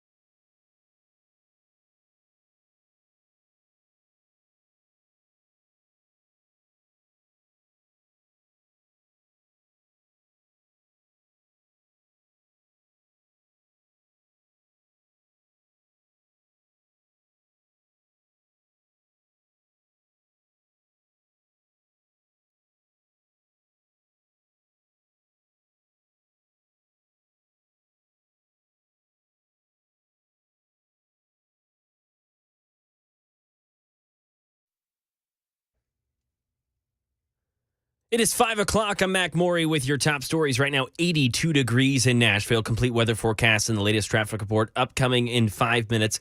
A barricaded person in Tennessee, and I'm now seeing breaking news from Channel 4. That suspect has been arrested after a Murfreesboro standoff. Rutherford police were sitting there for at least a couple of hours at a home on Sitting Bull Crossing. Multiple streets were closed because of that standoff, but are now set to reopen, and it affected Blackman schools from dropping off students. And we'll keep you updated as we learn more about that situation right here at Super Talk 99.7 WTN. Staying in Rutherford County as they've received a lawsuit against them. Channel 4 reports that a woman is suing the county after she was reportedly demanded to take off her job for a booking photo, claiming that she was denied a, quote, religious accommodation. Sophia Johnston was stopped for a broken taillight on August 23rd and was then arrested by officers on a misdemeanor charge for driving with a suspended license back in 2017. And it's a charge she says she was completely unaware of. Johnston says they made her take the booking photo without her hijab on, with multiple men around, which is against her faith. Johnston has a court date set for September 25th in Rutherford County. And over in the nation's capital, the White House wants kids back in the classroom in wildfire-ravaged Maui. Homeland Security Advisor Elizabeth Sherwood Randall says Mr. Biden's calling for a concerted governmental effort. He was very focused on the opening of the school year and how the kids of Lahaina don't necessarily have schools they'll be able to attend, and what can we do using federal resources from the Department of Education to support the local community and finding a way for kids to get back to school this fall. Donald Trump news. The former president has entered a plea of not guilty in the Georgia election interference case and waived his right to appear at his arraignment, according to a filing that came out this morning. The former president and 18 others were charged earlier this month in a sweeping racketeering indictment for alleged efforts to overturn the results of 2020 presidential election in the state of Georgia. Trump has said his actions were not illegal and that the investigation is politically motivated. And some entertainment news. Since Barbie and Oppenheimer, it's been kind of quiet at movie theaters. Taylor Swift might change that. Jason Nathanson. Welcome to the Eras Tour. Taylor Swift's blockbuster Eras Tour is coming to the big screen. If you didn't get a chance to see it or you want to relive the magic, a concert film documenting Swift's record-breaking tour will hit theaters in the U.S., Canada, and Mexico starting October 13th. AMC Theater says it's beefed up its online ticket-selling servers in order to hopefully keep up with demand for tickets, which cost $19.89 for adults, the title of one of her albums, and $13.13 for kids. 13 is Swift's favorite number. IMAX and other premium formats will cost extra. Swift encourages fans to dress up, bring friendship bracelets, and sing and dance at the screenings. And that is the latest news. Traffic and weather on the way. I'm Mac Maury, WTN News.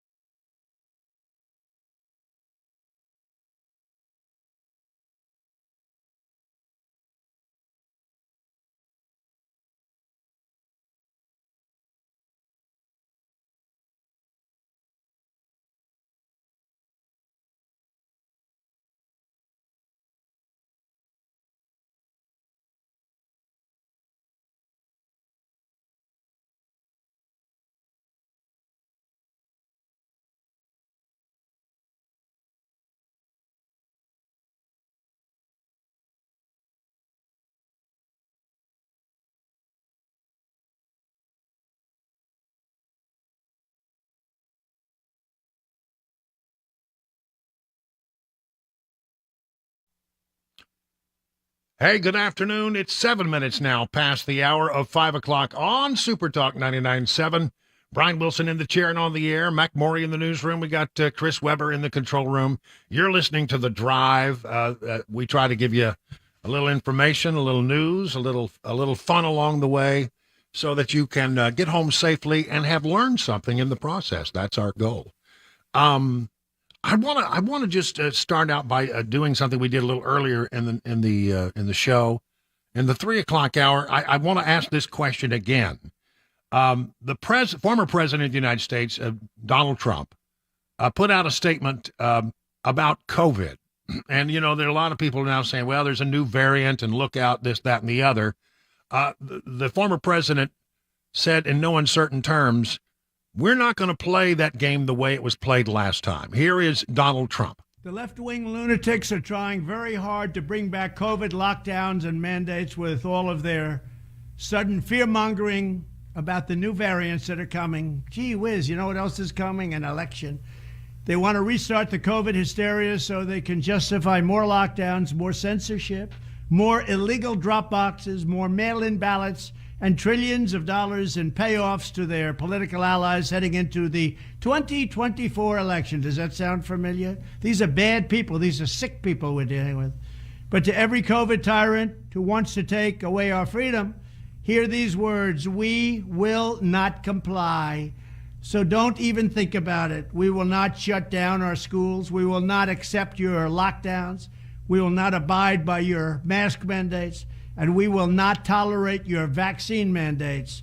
They rigged the 2020 election, and now they're trying to do the same thing all over again by rigging the most important election in the history of our country, the 2024 election, even if it means trying to bring back COVID. But they will fail because we will not let it happen. When I'm back in the White House, I will use every available authority to cut federal funding to any school, college, airline, or public transportation system that imposes a mask mandate or a vaccine mandate. Thank you very much. There you have it. Former President Trump saying, it's going to be a different game if they try to pull the stuff that they pulled before. So, number one, my question is, and the phone lines are open at 615-737-9986. First question is, do you agree with the former president's assessment?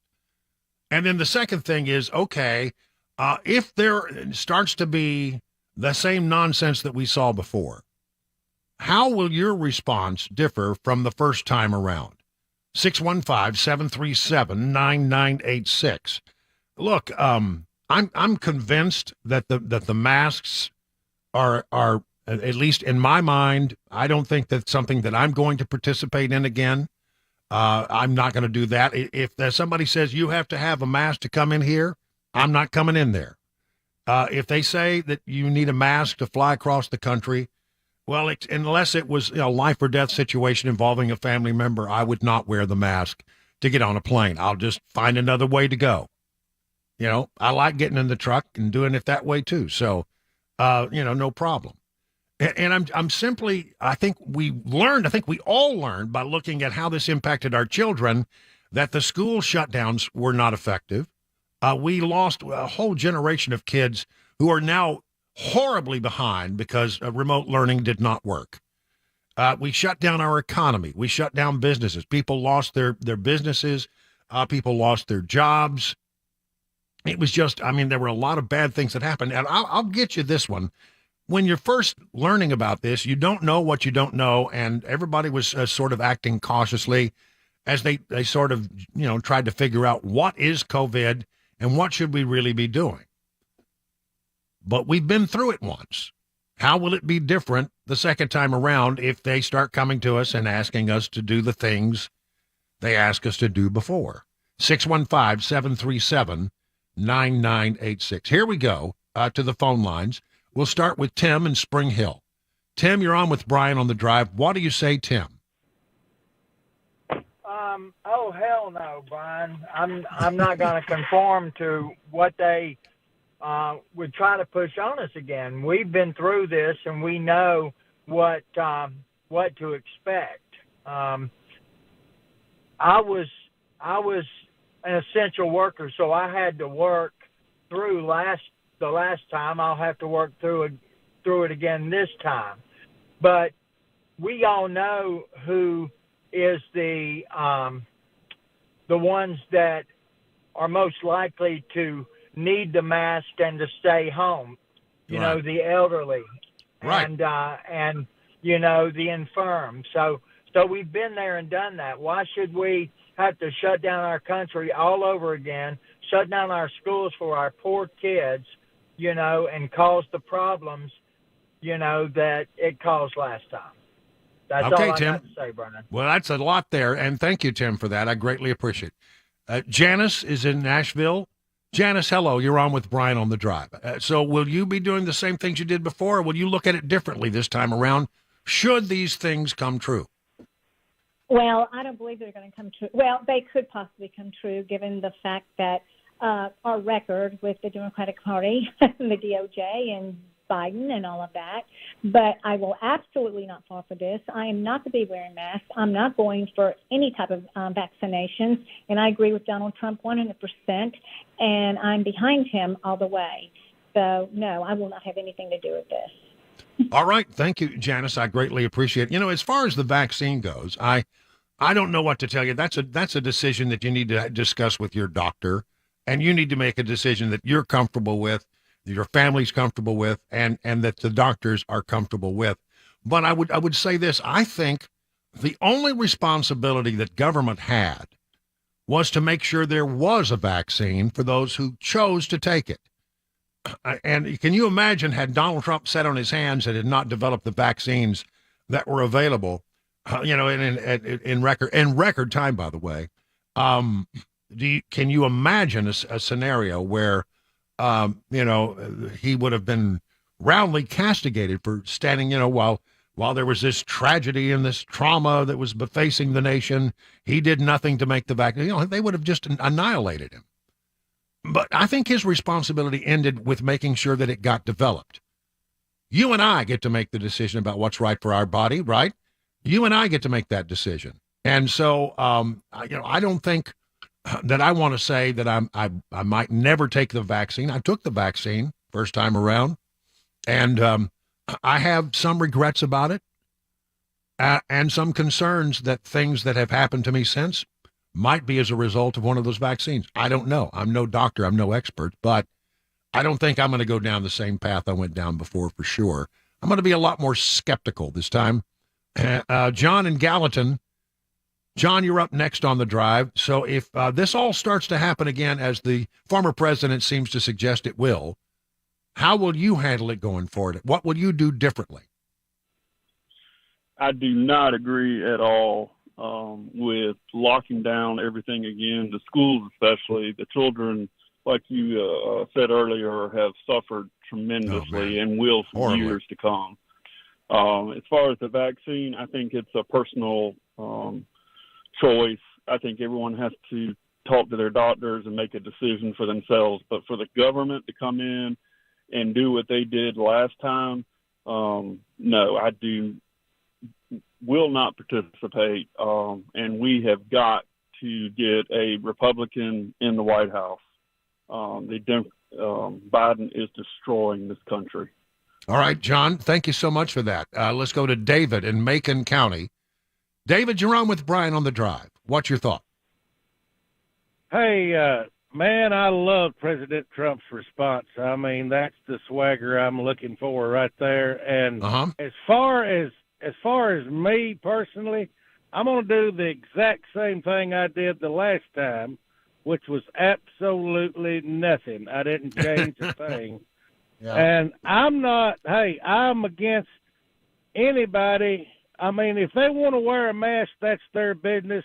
The only person that I would mandate wearing a mask, and that's with the virus or not, is Maxine Waters. Have a good day, sir. All right, David. Thank you so much. James in Lebanon, you're up with Brian on the Drive. So if the former president has this right, how will you react going forward compared to the way you responded last time? James? Yes, sir. Okay, I did hear it, sir. Thank you. I would, Well, you're talking to someone who really had a bad case of COVID last time. Yeah. And I actually died. And God brought me back, and he asked me, I know people don't believe in this, but, sir, the only thing I knew is I was about to be judged. That's the only thing I knew. Myself, I left 4 inches above my body, and I knew I was going to go be accountable for everything I did and say. And God asked me in my spirit, not out loud, do you want to go back? And I was thought about my children and said, yeah, they still need my counseling. He brought me back. A doctor was at my house at 6:30 on Christmas Eve, gave me ivermectin, told me to take 10 a day for 5 days, and in 2 days I was well, sir. Wow.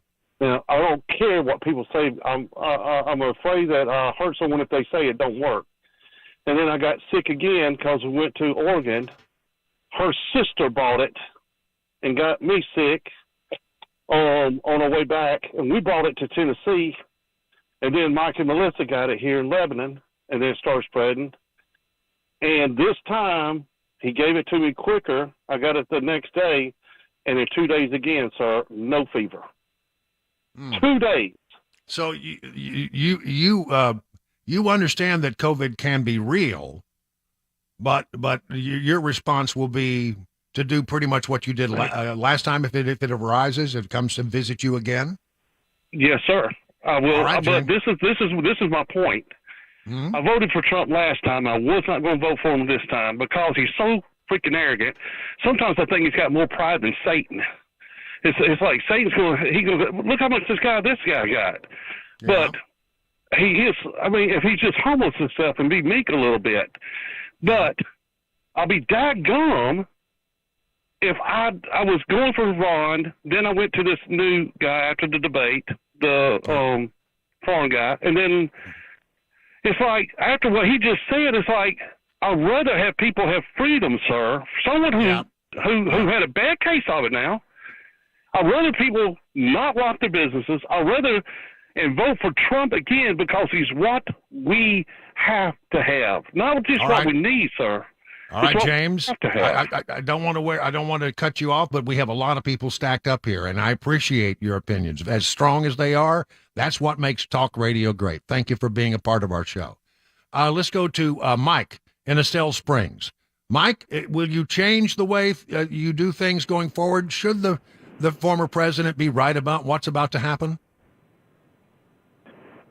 I will do what I did the last time. As far as wearing a mask, depends on the need and the goods and services they have, whether I need them not that or not. As far as Trump, he started all the lockdown crap. He put Fauci in there and let it go. I'll probably vote for him this time because he's obviously going to get the nomination.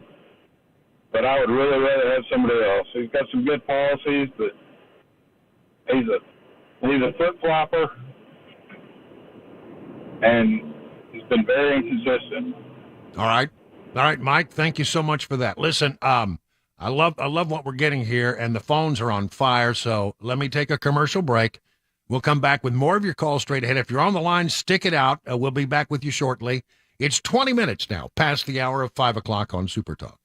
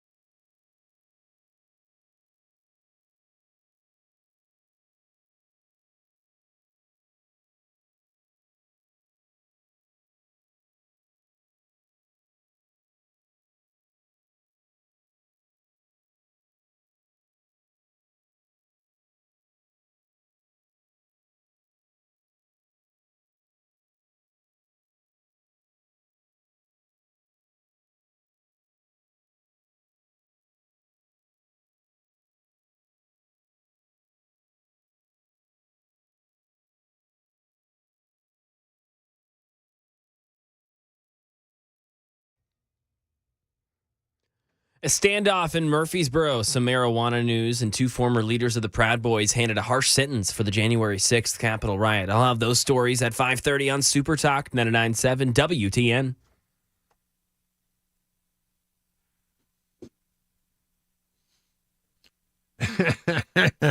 Well, Donald Trump says, listen, if you try to pull that stuff on us with COVID that you tried last time, he has some suggestions. He said, we will not comply. We will not comply.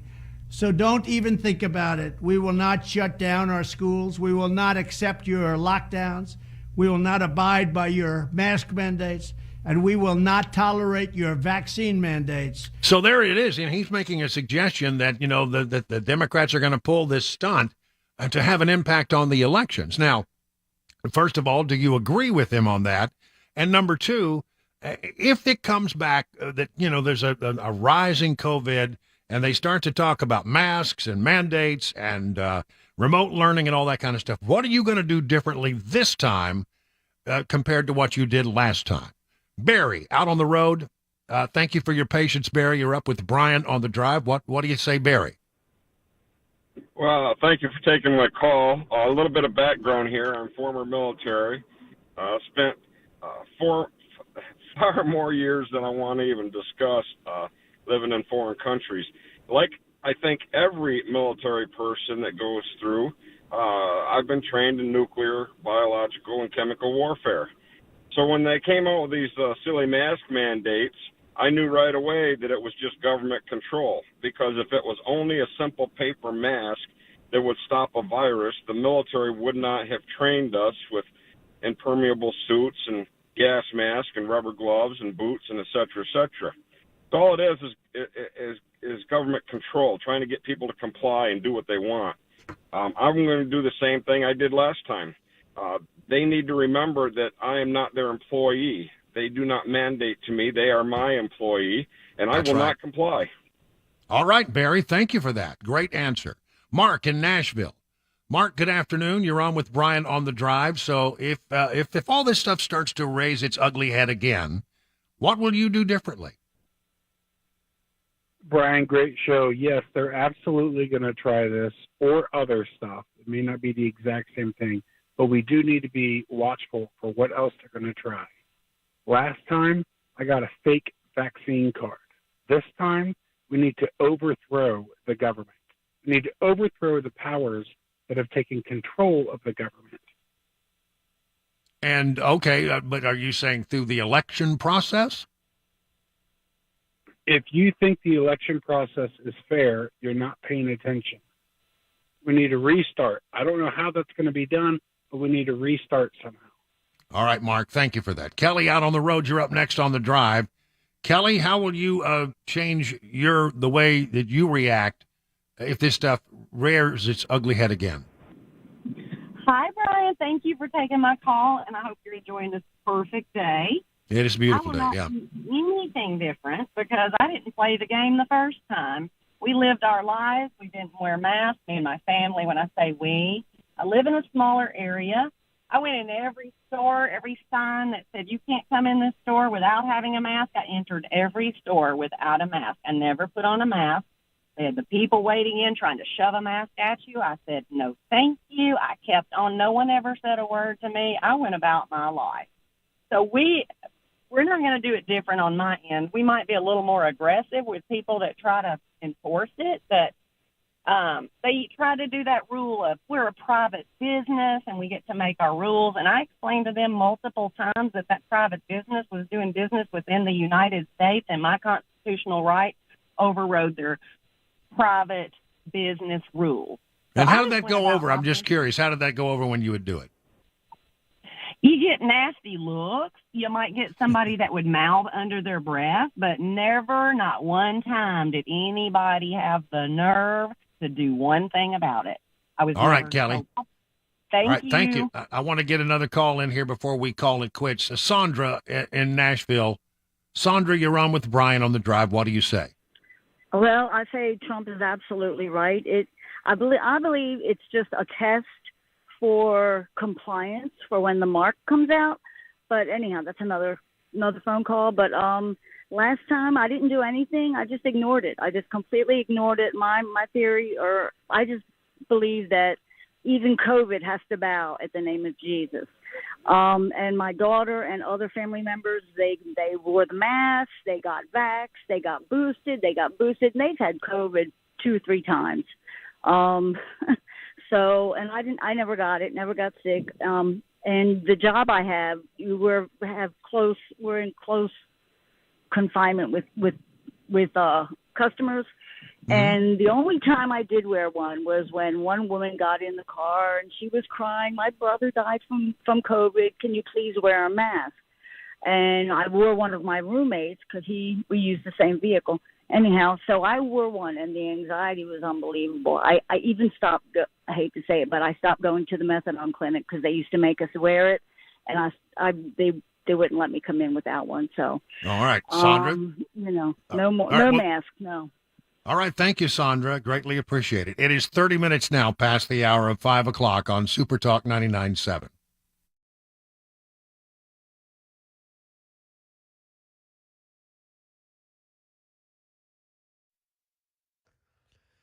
.30, I'm Mac Maury with your top stories. 81 degrees. Complete forecast. Latest traffic report on the way in 5 minutes. A man in a Murfreesboro neighborhood now under arrest after an at-home standoff lasted for hours. Police say the man would not come out, but we don't know what caused the standoff. Reports indicate that there was a loud bang, possibly multiple. Then police were seen walking out with this man in handcuffs, and he's not been yet identified. MPD are expected to give an update here soon. And the incident caused issues in getting Blackman school students home due to multiple road closures. You can stay updated right here on Super Talk 99.7 WTN. Some marijuana news. The U.S. Department of Health and Human Services says it's time to reschedule the drug and reduce or potentially eliminate federal criminal penalties for possession. U.S. Senate leaders are all for it. Health and Human Services has recommended that marijuana be moved from a Schedule 1 to a Schedule 3 controlled substance. Right now, marijuana is classified as a Schedule 1 drug alongside heroin and LSD. And some of the toughest sentences related to the Capitol riot have been handed down to 2 former leaders of the Proud Boys, both convicted of seditious conspiracy for plotting violence on January 6th. Here's Stephen Portnoy. It's a 17-year sentence for Joseph Biggs, former head of the Proud Boys Florida chapter, and 15 years for Zach Reel, who ran the organization's branch in Philadelphia. For actions that led a jury to convict both men of seditious conspiracy, prosecutors were hoping for twice as much time in prison. Each man teared up in court and pleaded for leniency. One said he was seduced by the crowd, the other that he's done peddling lies. The former leader of the Proud Boys, Enrique Tarrio, faces sentencing next week. And that is the latest news. Traffic and weather next. I'm Mac Maury, WTN News.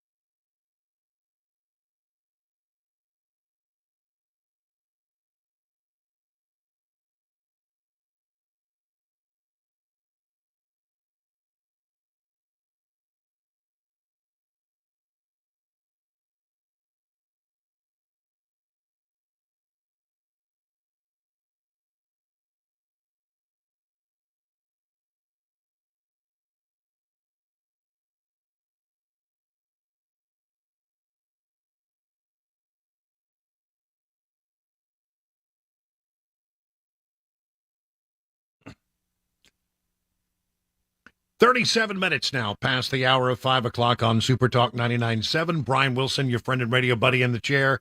Glad you're with us. The last day of August, the dog days of August, actually they sort of left us already. I mean, boy, this morning I got up, it was in the 60s. And we it's saw still some upper 50s, I think, in some areas. I've got here in bucolic Watertown right now a lovely, balmy 76 degrees. Yeah, I think it's 80 degrees here downtown. Yeah, that's good stuff. Nice. I'll take some of that. Yep. Let's see. Yesterday we told you that Mitch McConnell, the Republican leader of the Senate, the minority leader of the Senate, had another bout where he seemed to freeze up. This is the second time he's been in a press conference, and people ask him a question, and he did not seem able to respond. What are my thoughts about what? Running for re-election in 2026. And he just locked up. Did you hear the question, Senator? Running for re-election in 2026? All right, I'm sorry, you all. We're going to need a minute. Yeah, and it just, it really, you had a great deal of sympathy because clearly he was not able to respond. And again, embarrassing moment there in front of the cameras and everybody. He had one of these moments where he just froze up. Not the first time it's happened. And he's had some health challenges here. No doubt about that. So here's what I know. According to this story in Fox News, McConnell has been cleared to resume his schedule as planned following that event in Kentucky. That was in Covington, Kentucky, where that happened. I have consulted with Leader McConnell, said as his doctor, and confirmed with his neurology team. And after evaluation of yesterday's incident, I've informed Leader McConnell that he is medically cleared to continue with his schedule as planned. That's actually Brian Monahan, Congress's attending physician. Occasional lightheadedness is not uncommon in concussion recovery, and it could also be expected as a result of dehydration. Monahan's note came after McConnell, 81, froze up in front of reporters on Wednesday in the Bluegrass State, the second time he appeared to freeze up while talking to reporters this summer. What are your thoughts on running for your election? And that's about as far as he got. You heard the tape right there. So then there's this other story that says that maybe it's time to think about a replacement for McConnell. And how would that go? Health scare tests McConnell's grip on the Senate GOP as party establishment's power fades. Senate Minority Leader Mitch McConnell has been the source of stability in an increasingly chaotic party. This is just a guy's opinion from the Washington Examiner. Atop the GOP conference since 2007, but two high-profile health scares have provoked rare questions about the 81-year-old's future. Not among Republican senators, at least not publicly, but McConnell's latest freezing incident, which came following a question about whether he planned to run for re-election in 2026, is a cause for concern for the party looks to take back the Senate majority in next year's election. Senator Dianne Feinstein was absent from the upper chamber while she recovered from shingles. I can have some sympathy for her on that one. The same was true when John Fetterman was hospitalized for depression. Their extended absences imperiled Congress's narrow 51-49 majority, allowing Republicans to prevail on some votes, and in Feinstein's case, stalling judicial nominations. But neither Feinstein or Fetterman serve in leadership, and a huge fight to avert a government shutdown looms the moment senators return to town from a recess. McConnell's episodes have been explained as either an unfortunate side effect of his concussion recovery, or maybe it had something to do with dehydration. But much about his condition remains unknown. We need, I think, greater information. I don't feel like we're getting the whole story here with McConnell. I think we need to have a bit more information from the doctors. There is so much at stake here. So what happens if McConnell can't answer the bell, or if there needs to be a change? The Senate Republican leader spoke with his allies on Wednesday including Minority Whip John Thune, Republican Conference Chairman John Barrasso, and Senator John Cornyn of Texas, the three men who would be likeliest to succeed him if he stepped down from the top leadership spot. They have all publicly been supportive of McConnell and his leadership throughout his health struggles. Nobody will cross him at this point, a Republican strategist said. Any succession plan would have to be handled with the utmost deference and sensitivity. First came a fall in March at a fundraiser in Washington, which kept McConnell away from the Senate for nearly 6 weeks, and that he's had two of these freeze-up moments while speaking to reporters. However, even amid all that, McConnell trounced Senator Rick Scott 37-10 in last year's leadership election.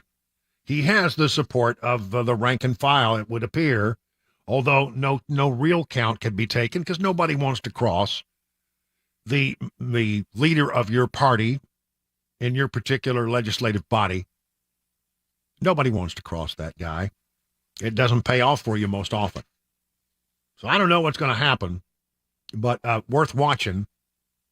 I do not think we're getting the whole story, though, and with all due respect to the minority leader, Mitch McConnell, who I have covered over the years, and I would say that I know people have a lot of concerns about Mitch McConnell. I've always found him to be a decent man. You may not always agree with him, but I think he's a good guy. One way or the other, it looks like, something's going to have to go. We're going to have to get more information. And if more information comes out, then it may well be the time for him to say, I'm stepping aside. He can still continue to be the senator from Kentucky through 2026 without being the minority leader of the Senate. And it may be it's time to hand it over to someone not suffering with so many medical issues. Speaking of Congress, the Senate is applauding its next move in its looming spending showdown with the Republican-controlled House as Appropriations Committee Chairwoman Patty Murray, Democrat of Washington, and Ranking Member Susan Collins of Maine work to bring 3 bills to the floor. Senate Majority Leader Chuck Schumer of New York and the leaders of the Appropriations Committee are considering moving forward the bills that would fund military construction, agriculture spending, and one other bill, according to aides involved in the effort. Ahead of the August recess, the panel approved all 12 bills, setting them in line with the caps laid out by the debt ceiling deal negotiated by Biden and Kevin McCarthy. The agreement limits overall national security spending in fiscal 2024, roughly a 3% increase in current levels. So the Senate Appropriations Committee has passed all 12 bills to fund the government with strong, sometimes unanimous bipartisan support. The Senate will get as much work done as possible in September to avoid a government shutdown. But we've been hearing, as we heard from Congressman Mark Green yesterday, that the House is going to come back in a few days after the August recess and after the Labor Day break. They're going to come back in, and at least in the House, there is it seems a growing willingness to say to the United States Senate, we can't go for that deal, and that means even if we end up having to shut down the government, so be it. They seem prepared to do that, even though it's a very high cost, many people think, and it never goes over particularly well with the electorate.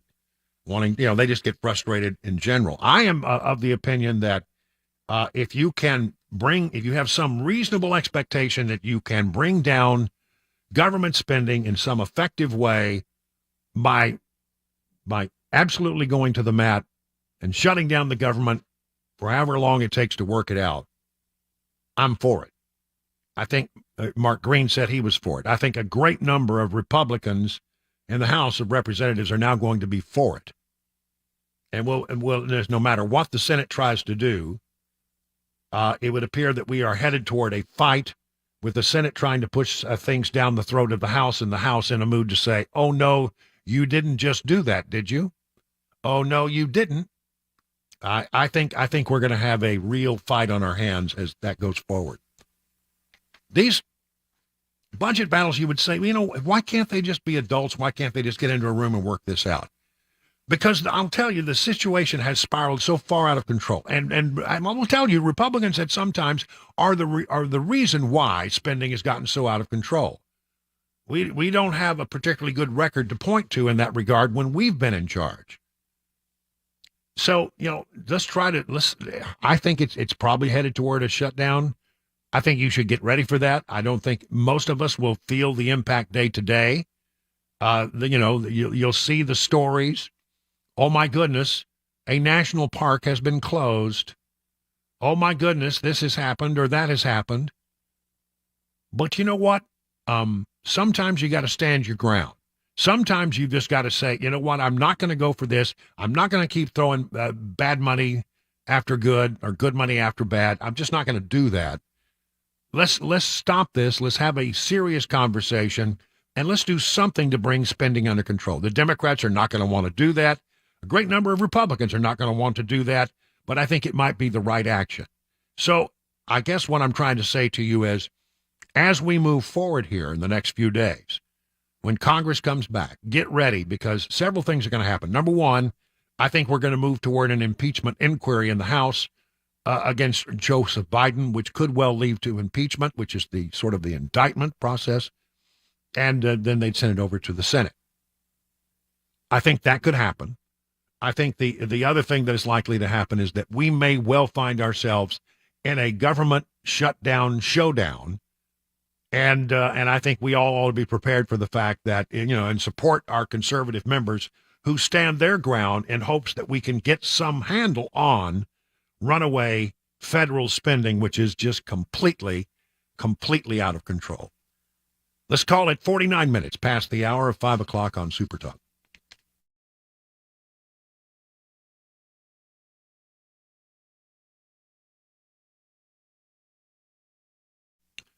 Well, busy bee, if you got an air conditioning system that's not working, why don't you call the number I would call, 775-7833. They will buzz right over to your hive. They'll get you back up and running. I mean, I'm telling you, that's what you want from them, right? And if you find that, that system has been on its last leg for a while now, maybe it's time for us to replace that or our plumbing system. You're not going to find a better deal on HVAC and plumbing replacement systems than you will at Busy Bee. You should become a member of the Beehive Club. I am. For as little as $99, you get 3 thorough maintenance services on your systems, one aimed at heating, one aimed at cooling, one aimed at plumbing. No overtime charges 24/7, 10% off all repairs. Busy Bee Plumbing, Heating, and Cooling, your official Rude Pro partner. For a satisfaction guarantee, call Busy Bee Plumbing, Heating, and Cooling, 775-7833, online at busybeehvac.com. Hi, I'm Paul Winkler. What's one of the biggest mistakes that I find that investors make? Well, it's typically buying based on past performance. We look at our 401k, we try to decide which fund should I buy, and tend to look at historical past performance over 3, 5, and you even hear investment advisors telling people to look at 3, 5, and 10-year track records. Problem is that what do markets do? They go up and they go down. Well, where did this have a great past performance? Here to here. So we end up buying high. We found that there was one study back in 1986, and it was called the Brinson-Hooden-Biebauer study. And they were looking at what drove investment returns more than anything else. And the study sort of looked like this. They said, stock selection, about 4% of investment differences were due to stock selection. About 2% was due to market timing differences. Asset mix, asset allocation, that was the big deal. Now, what they found, which was fascinating, was that when the pension plans engaged in these two activities, in one study it showed that 100% of the time, investment returns were lower and it increased risk. Not something you want when you're an investor. So this is something that we teach investors to help them sidestep some of these issues. Now, if you want to learn more about our approach to investing in financial planning, go to paulwinkler.com and set up a free 15-minute phone call. Or you can call 615-851-1950.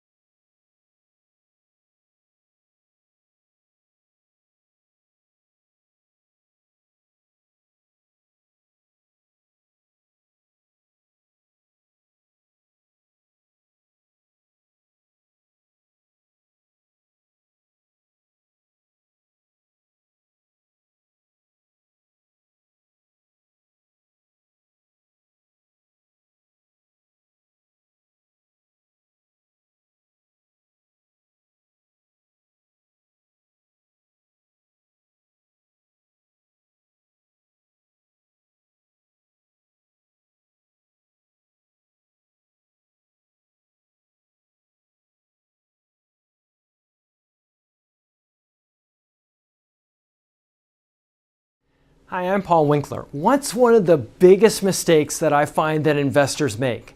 Well, it's typically buying based on past performance. We look at our 401k, we try to decide which fund should I buy, and tend to look at historical past performance over 3, 5, and you even hear investment advisors telling people to look at 3, 5, and 10-year track records.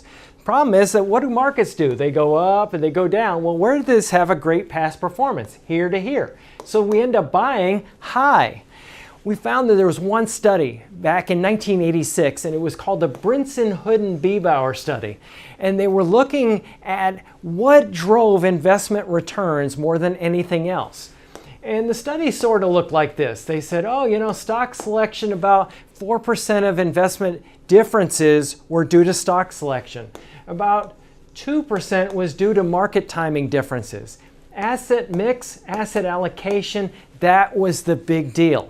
Now, what they found, which was fascinating, was that when the pension plans engaged in these two activities, in one study it showed that 100% of the time, investment returns were lower and it increased risk. Not something you want when you're an investor. So this is something that we teach investors to help them sidestep some of these issues. Now, if you want to learn more about our approach to investing in financial planning, go to paulwinkler.com and set up a free 15-minute phone call. Or you can call 615-851-1950.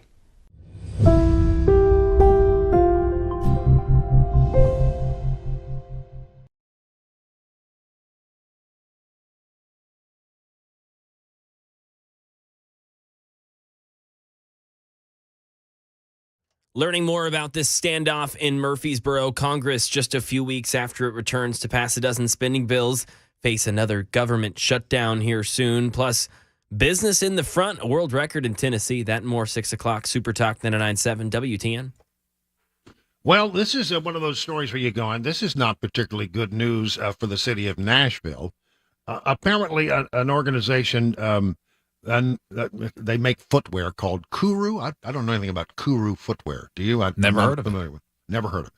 But it did a study, and it ranked the 37 major U.S. metros based on the number of pedestrian deaths and overall walking scores, given the latest, most recent available data. Nashville did not come out looking too good. According to Metro Police, Nashville ended 2022 with 49 pedestrian deaths. That's about 5.5 pedestrian deaths per 100,000 people who live in Nashville. And so that made them the second most dangerous city in America for pedestrians. Wow. Second most dangerous in the entire country for pedestrians. And then number one, well, it was Memphis. Wow, Tennessee. The most dangerous city is Memphis, and we're right behind them at number 2. Stay in the car, maybe. That's right. That's right. Or pedestrians, watch where you're going. Maybe that would help too. It is. I don't know. Who knows? 56 minutes now past the hour of 5 o'clock.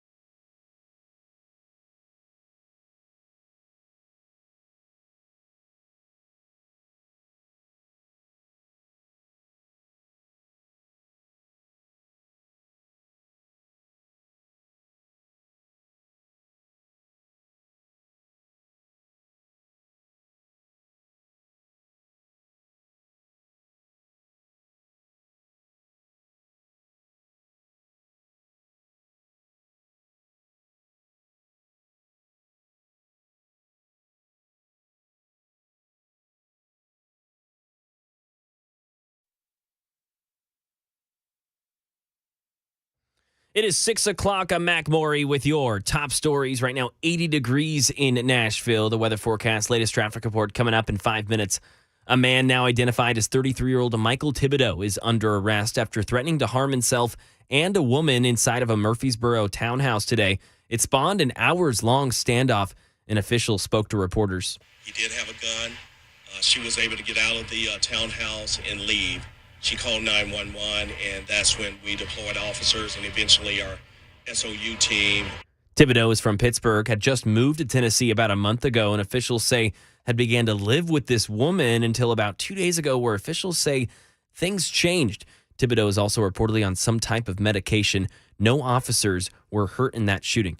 In the nation's capital, Congress, just a few weeks after it returns to pass a dozen spending bills or face another government shutdown, Karen Travers has details of what the White House is asking lawmakers to do. The government shutdown is looming on October 1st unless Congress can approve must-pass spending bills. Given the critical stakes, the White House is now calling on lawmakers to pass a short-term funding measure to keep the government operating. Press Secretary Karine Jean-Pierre on Thursday. This is something that Congress can do. They can prevent a government shutdown. They need to prevent a government shutdown. The White House wants Congress to include in that short-term measure the $40 billion supplemental funding request it asked lawmakers to approve, plus additional funding for some cash-strapped programs, including some aimed at addressing hunger.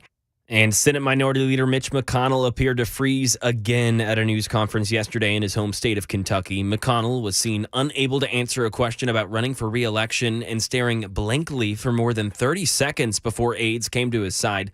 McConnell's team saying that he was feeling lightheaded and that he plans to return to Washington after the Labor Day holiday. It's not clear what McConnell's latest health hurdles are, but he suffered a concussion earlier this year after a fall. And Dr. Leah Kroll is a neurologist who says while she can't say for sure, McConnell's behavior seems concerning. The more frequently events are happening, the more likely that an event will occur at a really inopportune time. For example, with my patients, I worry about them getting behind the wheel of a car or crossing the street. Senator McConnell may not have those specific concerns, but the general idea is that the more frequently events are happening, the more likely you could get yourself into a really dangerous situation. And this is the second time this summer that McConnell froze during a news conference. Business in the front. Fox 17 reports that a Knoxville woman broke the Guinness World Record for the longest mullet ever. The back sure does know how to party as well, as Tammy Manny's locks measure out to 5 feet 8 inches. The last time she reportedly cut the back of her hair was in 1990. That's the latest news. Traffic and weather next. I'm Mac Maury, WTN News.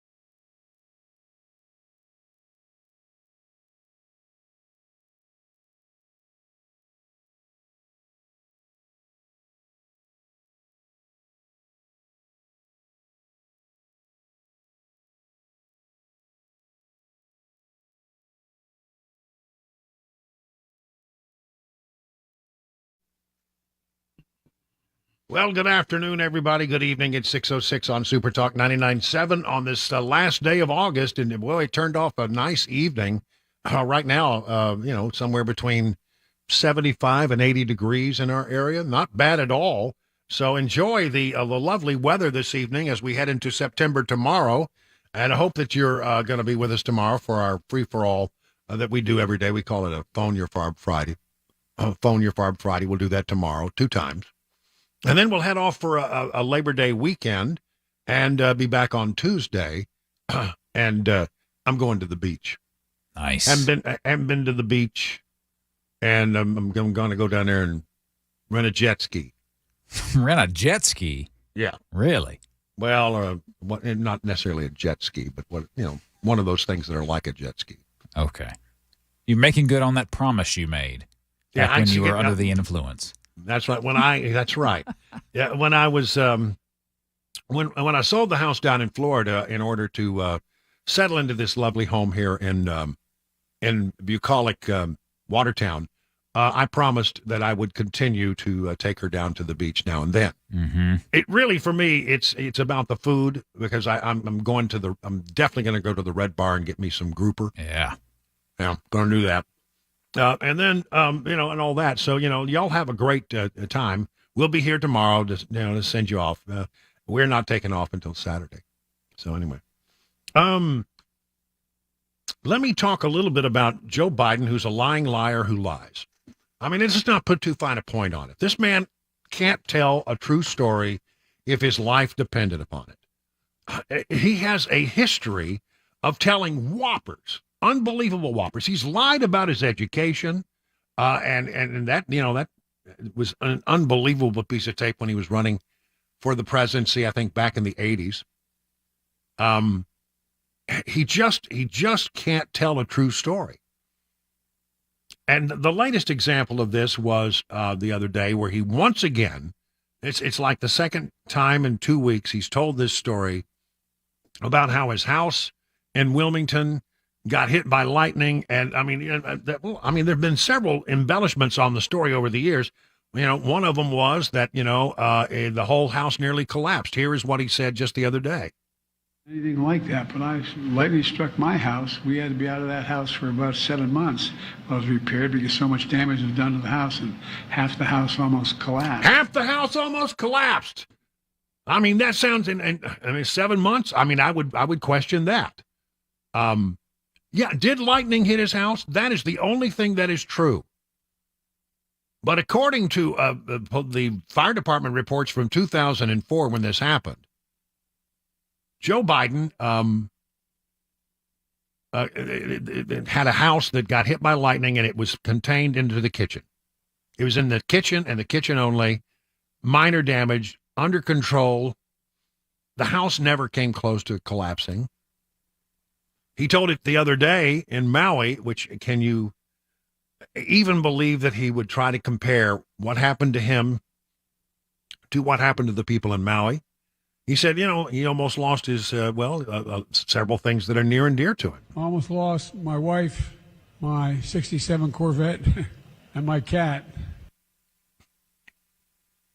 First of all, you're talking about people who lost everything. They don't have anything. They lost their house. They lost their car. They lost banking records. They lost their Christmas decorations. They lost, so many things. And you're comparing it to, I almost lost my 1967 Corvette.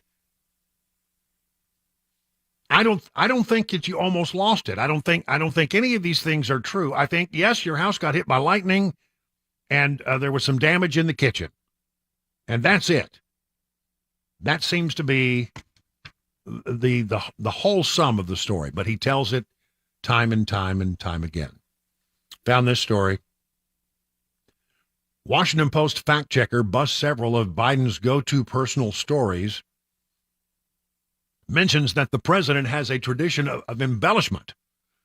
Is that what that is called? Most other people would call it lying. Well, I'm a Texan, so I have to be careful here. We are known for our Texas-sized stories.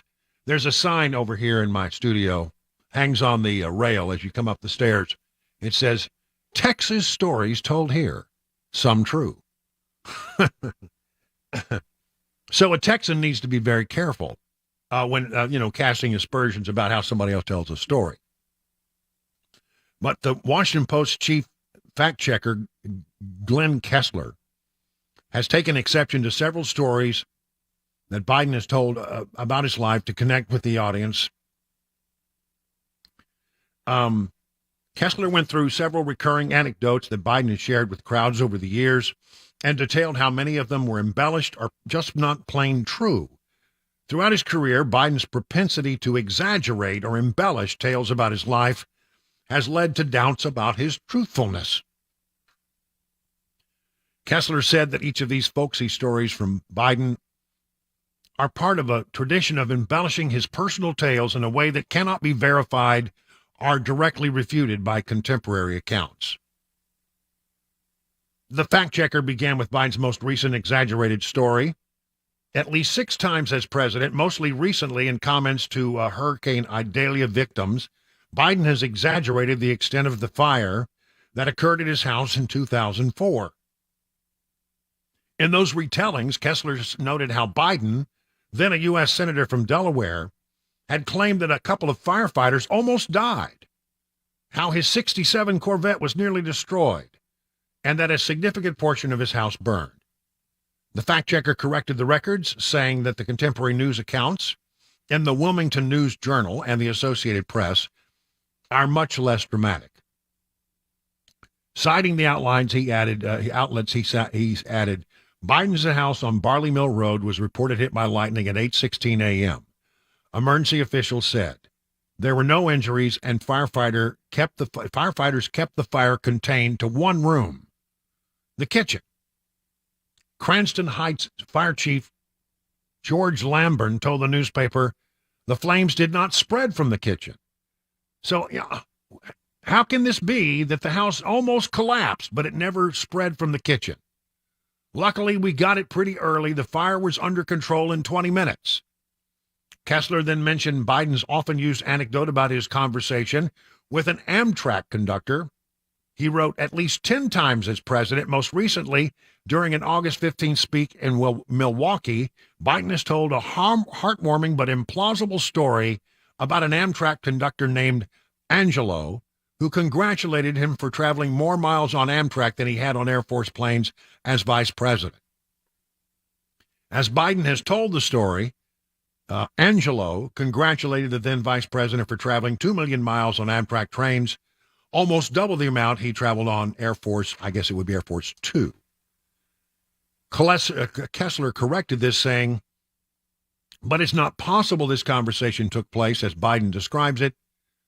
Biden did not pass the 1.2 million mile mark until 2016, and Angelo retired from Amtrak in 1993, 16 years before Biden became vice president. The Angelo died in 2014, 2 years before Biden claims they had the conversation. It didn't happen. The conversation did not happen the way he told it. Now, how does this happen? I mean, it's a very detailed story. And he always tells it, hey, Joey, baby, and he grabs his cheek, and he always does that thing about, Joey, baby, and you've traveled more miles on Amtrak than you ever flew on Air Force Two. How does that story get told time and time again when it has no possible basis in fact? How does it get into his head? How did it become a story that he told over and over and over and over again? I mean, if there's any chance at all, if you're near a train, you're going to hear this story from Joe Biden. The fact checker also poked holes into one of Biden's go-to gay rights stories. 3 times this year and at least 7 times since 2014, Biden has told a version of a story about words his father supposedly spoke after a teenage Biden saw 2 well-dressed men in suits kiss each other in downtown Wilmington in the early 1960s. However, the author noted Biden depicts a scene that would have been unusual some 6 decades ago. He describes this exchange with his father usually taking place in 1961. But back then, gay men generally did not kiss in public. Many regarded homosexuality as being deviant at the time. Moreover, Kessler said, Biden's story has evolved over time. In 2014, in a New York Times article on his evolution of same-sex marriage, he was the father in the story, and he was talking to one of his sons. Do they not understand that the Wayback Machine has this stuff on file, right? The journalist threw cold water on Biden's civil rights stories as well. Biden had a tangential role in the civil rights movement. The fact checker determined that he participated in one walkout at a restaurant and picketed a segregated movie theater, and yet sometimes he has suggested he was arrested for advocating on behalf of black people. Kessler mentioned Biden's claim that he was arrested for standing on the porch with a black couple who were subject to demonstrations, but when we investigated, the story did not add up. There was a protest of a black couple who had purchased a house in an all-white area, but it was in a neighborhood many miles from the Biden home. The fact checker also noted that Biden's assertion that he was arrested while visiting Nelson Mandela was false. He amended his statement to say he was stopped at the airport while traveling with a congressional delegation, though others on the delegation said that did not happen. Lie after lie after lie. There's something deep in the DNA of this man that he feels it necessary to embellish stories, to make them bigger than they were, to tell outright untruths about them. Still, the White House championed Biden's honesty. Deputy White House Press Secretary Andrew Bates told the Post, President Biden has brought integrity and honesty back to the Oval Office. Like he promised, he gives the American people the truth right from the shoulder and takes pride in being straight with the country about his agenda and his values, including by sharing life experiences that have shaped his outlook and that hardworking people relate to. Not so much. I mean, honestly, ever since I started covering Joseph Biden, I went to Washington in 1986, and I started covering the United States Senate a few days after I got there. And I covered him, and I've watched this guy for a lot of years. And this has long been something about Joe Biden. There's something deeply wrong with the guy who continues to tell stories that can't possibly be true, that can be fact-checked as being absolutely untrue, and yet he continues to tell them. It's like he doesn't forget, he doesn't remember that he's not supposed to tell these stories that have already been knocked down as being complete lies. But now you know the story. But you probably already knew that Joe Biden is a lying liar who lies. It is 20 minutes now past the hour of 6 o'clock.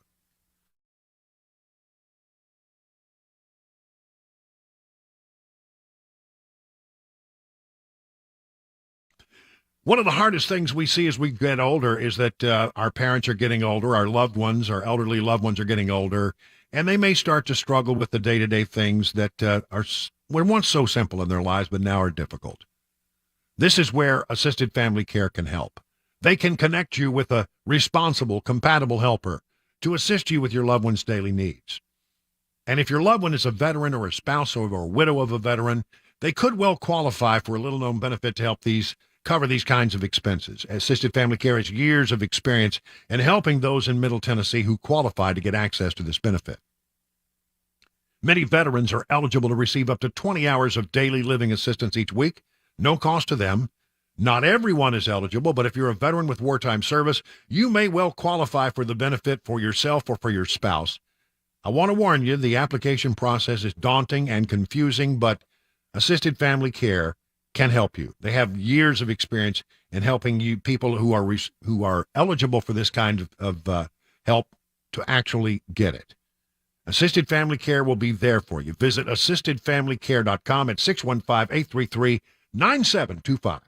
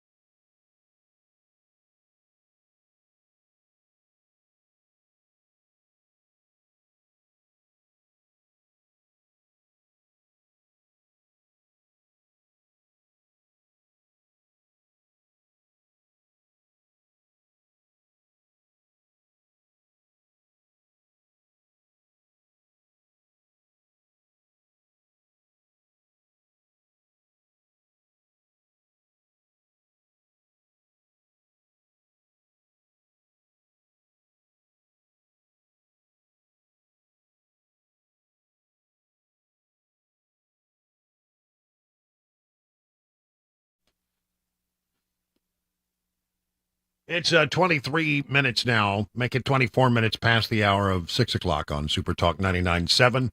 I'm Brian Wilson, your friend and radio buddy. We're glad that you're with us here on this last day of August. Tomorrow we'll kick off the month of September, and then we're going to take the Labor Day weekend and come back on Tuesday after that and continue rocking right along. So we hope that you will, continue to check in with us. We have a rare opportunity on Labor Day to do something that I think is sort of fun. We have the best of the drive. And we got maybe, I don't know, 3 or 4 minutes worth of stuff that we can play. We just play it on loop over and over and over. Same 3 minutes, because that's about, I'm kidding. We have some great moments on this show. And Chris, documents them and puts them away and squirrels them away. I sort of like listening to the show. Because I never get to listen to the show because I'm doing it. Yeah. You realize things you said that you didn't know you said. Well, sometimes that happens. But we'll do the best of the drive on Monday, Labor Day, as people take the, sort of the last big weekend before we buckle down. We buckle down and get back at it. The Biden administration, honestly, from what I know about our audience, there are a lot of people who think this is great news. I'm not crazy about it. I'm not big on this, but I completely understand that it is something that resonates with a great number of people. Marijuana, it may well be downgraded from a Schedule I listed drug to a Schedule III listed drug under the Controlled Substances Act. The move would be a boon for marijuana companies who've been pushing for marijuana to be delisted or downgraded, and their stock performance is reflecting that. Curaleaf, which operates in 19 states and is the largest marijuana company by market capitalization, was up 45% since the news first began to circulate on Wednesday afternoon. Green Thumb Industries has risen 42%.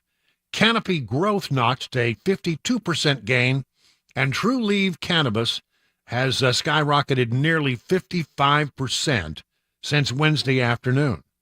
And this is all because the HHS, the Health and Human Services Department, is recommending that they move marijuana from Schedule I to Schedule III. Mike Baruchowitz, founder and managing partner of cannabis private equity from Meridia Capital Holdings, which has more than $400 million in assets under management, said the move is huge for the industry. If the DEA accepts the HHS recommendation, it could represent the biggest change in U.S. drug policy in decades. For the industry, it's a tremendous deal. He noted that it's the first time that an executive-level agency has recommended that there be a fundamental and permanent change to U.S. cannabis rules. So, again, Schedule I drugs are substances that the government deems to have high potential for abuse and hold no currently accepted medical use. They include heroin, LSD, MDMA. Schedule III drugs are those with the low to moderate potential for physical and psychological dependence and include substances such as testosterone, ketamine, and anabolic steroids. The recommendation comes after Joe Biden ordered a comprehensive review of available marijuana research to assess whether there should be any scheduling changes. He also granted a pardon to all people who were federally convicted of simple marijuana possession. A major factor in the potential rescheduling for cannabis companies is taxation. Because marijuana is a Schedule I drug, companies can't take standard tax deductions, but that does not apply to Schedule III substances. While once illegal in all 50 states, marijuana has become accepted for both medical and recreational use. There has been a growing mismatch between federal and state drug policy. 37 states and the District of Columbia have legalized medical marijuana.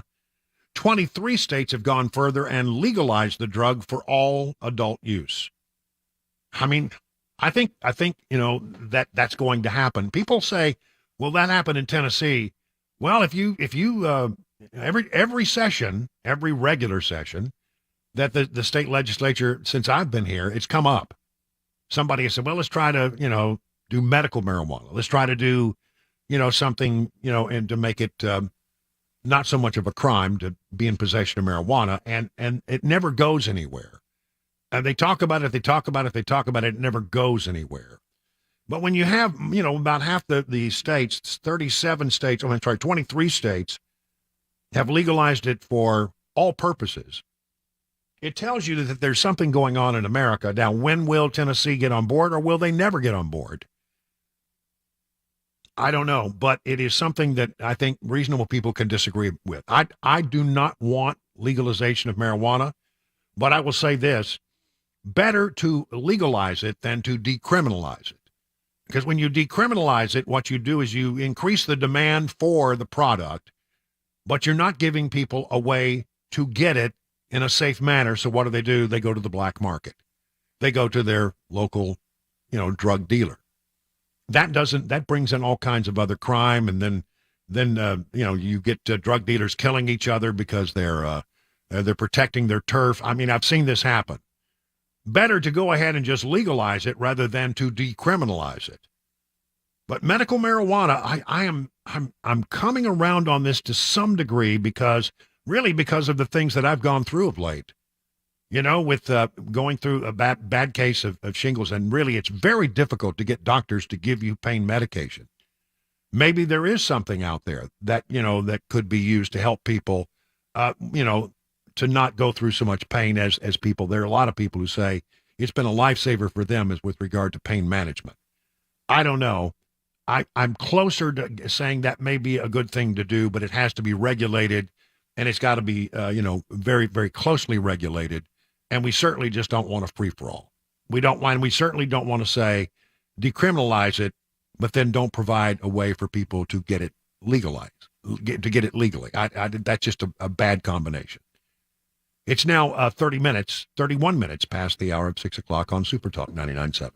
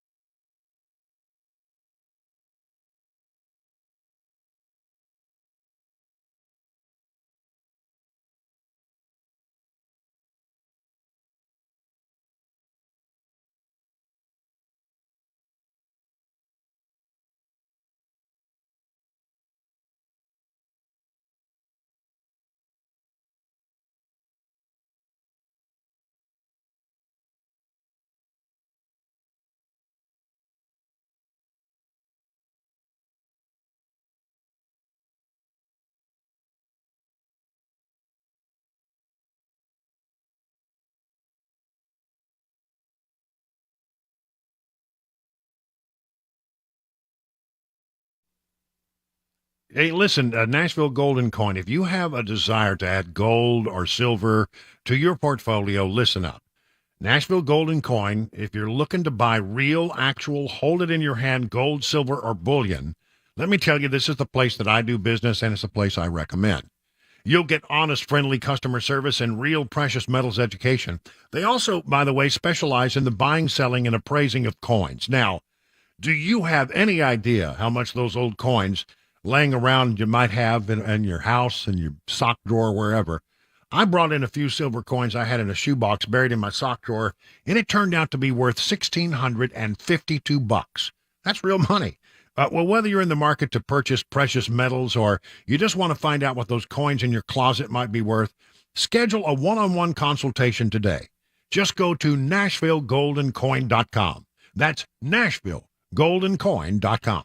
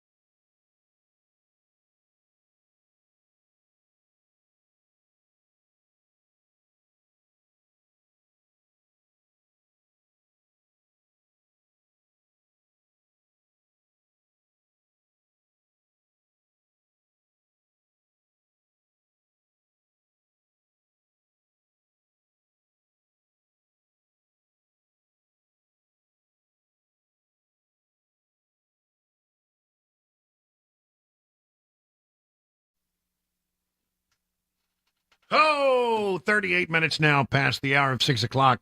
And we got about 22 minutes or so to go until we do the news again. And then after the news, Mark Levin will be here, the great one. He'll carry on through the evening. And I'm telling you, I can always sit and listen to Mark Levin. I always learn something. It never fails. I want to just go through a bunch of stories here that I think are sort of interesting. We got a report this morning that inflation has ticked up a bit in July, 3.3% in July. This is the gauge that the Federal Reserve likes. It's one that it's called core PCE inflation, a measure of inflation that strips out energy and food prices. The number is less volatile, and it rose a tenth of percentage point to a too high 4.2 year-over-year rate. So, this whole thing, I'm telling you right now, doesn't read when you strip out energy and food prices. Well, you're really not giving people an accurate portrayal of where they live. I mean, you need food and you need energy, right? So, that's the thing it is. One way or the other, the news is that because this number has sort of ticked up, it makes people wonder, well, inflation, are we going to have to continue to have problems with inflation? And what will happen when the Fed, makes its next decision about raising interest rates? Are we going to go up another, half a quarter, a full percentage point? Because the only thing that helps get rid of inflation is to hurt the economy. It's really sort of weird, really. I mean, you would think, well, you don't want to hurt the economy. You want to help the economy. But, if the enemy is inflation, the only answer to that is is raise your interest rates to cool the economy and bring inflation back under control, the so-called soft landing. They may get it. I don't know. I've never seen one, but we'll see. So there you have that. I mean, inflation up, and that means that, people are likely to face, I think, higher interest rates as they go forward in the coming days. And I'm sorry about that because, the problem is, I've got this other story here. 61% of Americans are living paycheck to paycheck, and inflation is still squeezing their budgets. And with people finding money that's that tight, in other words, they're barely able to get from one paycheck to the next. If they were to miss a paycheck, they would be in real trouble. So what happens when that unexpected thing that you weren't expecting comes across the transom and all of a sudden you realize I've got to come up with some dough to cover something that's really important? And we're not talking about, things that are, optional. We're talking about real important stuff. Maybe it's medical care. Maybe the car broke down. I mean, there could be 100 different things that happen that are legitimate problems you've got to solve. But if you don't have the money, what do? You put it on credit cards. And when you put it on credit cards, guess what? Those interest rates that are going up are killing you. They're just crushing you.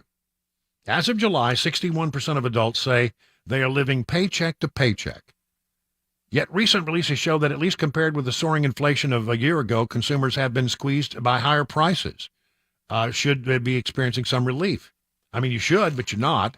The problem is inflation remains too high.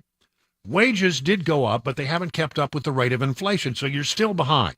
Make a little more money, yeah, but inflation has left you in the dirt, and you are now in a situation where you, quite frankly, can't make ends meet. Financial stress is all around, the story goes on. Some 70% of Americans admit to being stressed about finances. According to a CNBC Your Money Financial Confidence survey conducted in March, largely due to inflation, rising interest rates, and a lack of savings. Only 45% of adults said they have an emergency fund. For those who do have an emergency fund, about half of those, about 26% of the 45, said that they have less than $5,000 saved.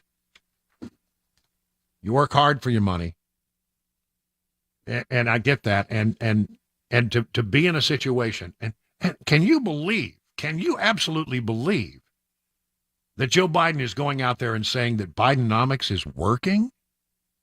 It's not working for a great number of people if 61% of Americans are living paycheck to paycheck, being racked by inflation and higher interest rates.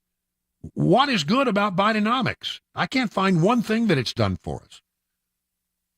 I can't believe that they're trying. It's almost like that book, 1984, where everything the government tells you is a lie. If you want to know what's really going on, just, do whatever is opposite of whatever the government tells you, because that's what they tell you. The economy is getting better, but it's not getting better. Again, a lying liar who lies. How much money do you think we have spent on the war in Ukraine thus far? It's a pretty big number. Far bigger than anything we have ever done in this kind of thing in the past. I'll just give it to you right off the bat here. $113 billion has been sent from America to Ukraine to fight the war against the Russians. No country has spent as much on Ukraine's defense as the U.S. Ukraine has received a total of $113 billion. Listen to this. This marks the largest flow of aid to a belligerent nation since the U.S. Congress passed the Lend-Lease Act in 1941 that paved for the way for $51 billion in today's dollars in aid. Countries receiving military assistance at the time included the United Kingdom, the Free French, Chiang Kai-shek's nationalist government in China, and the Soviet Union at the time were our allies. The United States has provided billions in funding for Ukraine since the start of the war. The 4 supplemental packages passed by Congress to support Ukraine total over $113 billion. Again, you have to go all the way back to 1984 to find anything close, and it's about less than half was spent back then. In today's dollars, $51 billion for the Lend-Lease Act of 1941. Wow. The assistance to Ukraine falls into 3 major categories: military, economic, and humanitarian aid. Mark Green said, I think we should continue to support the military, but I think we should count on our friends in Europe to handle the economic and the humanitarian aid. European countries that face a more imminent threat from Russia have given far less than the United States. Washington Post noted earlier that the European Union had given Ukraine $35.9 billion. The United Kingdom, $11.7 billion. Germany, $11.6 billion, rounding out the top 3. America, $113 billion. Are we getting our money's worth is the question. I think a lot of people have different opinions about that. I'm one of those who believes that we have probably done well by supporting the Ukraine military. I think that the enemy of your enemy is your friend. And I believe that Ukraine fighting the Russian and degrading Russian forces and really, I mean, we have severely been able to degrade Russia's military and get a look at what they got, which ain't much, as it turns out. I think that is a worthwhile thing.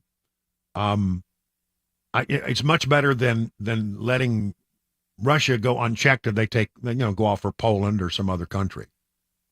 They'd like to put the old band back together, the old Soviet Union.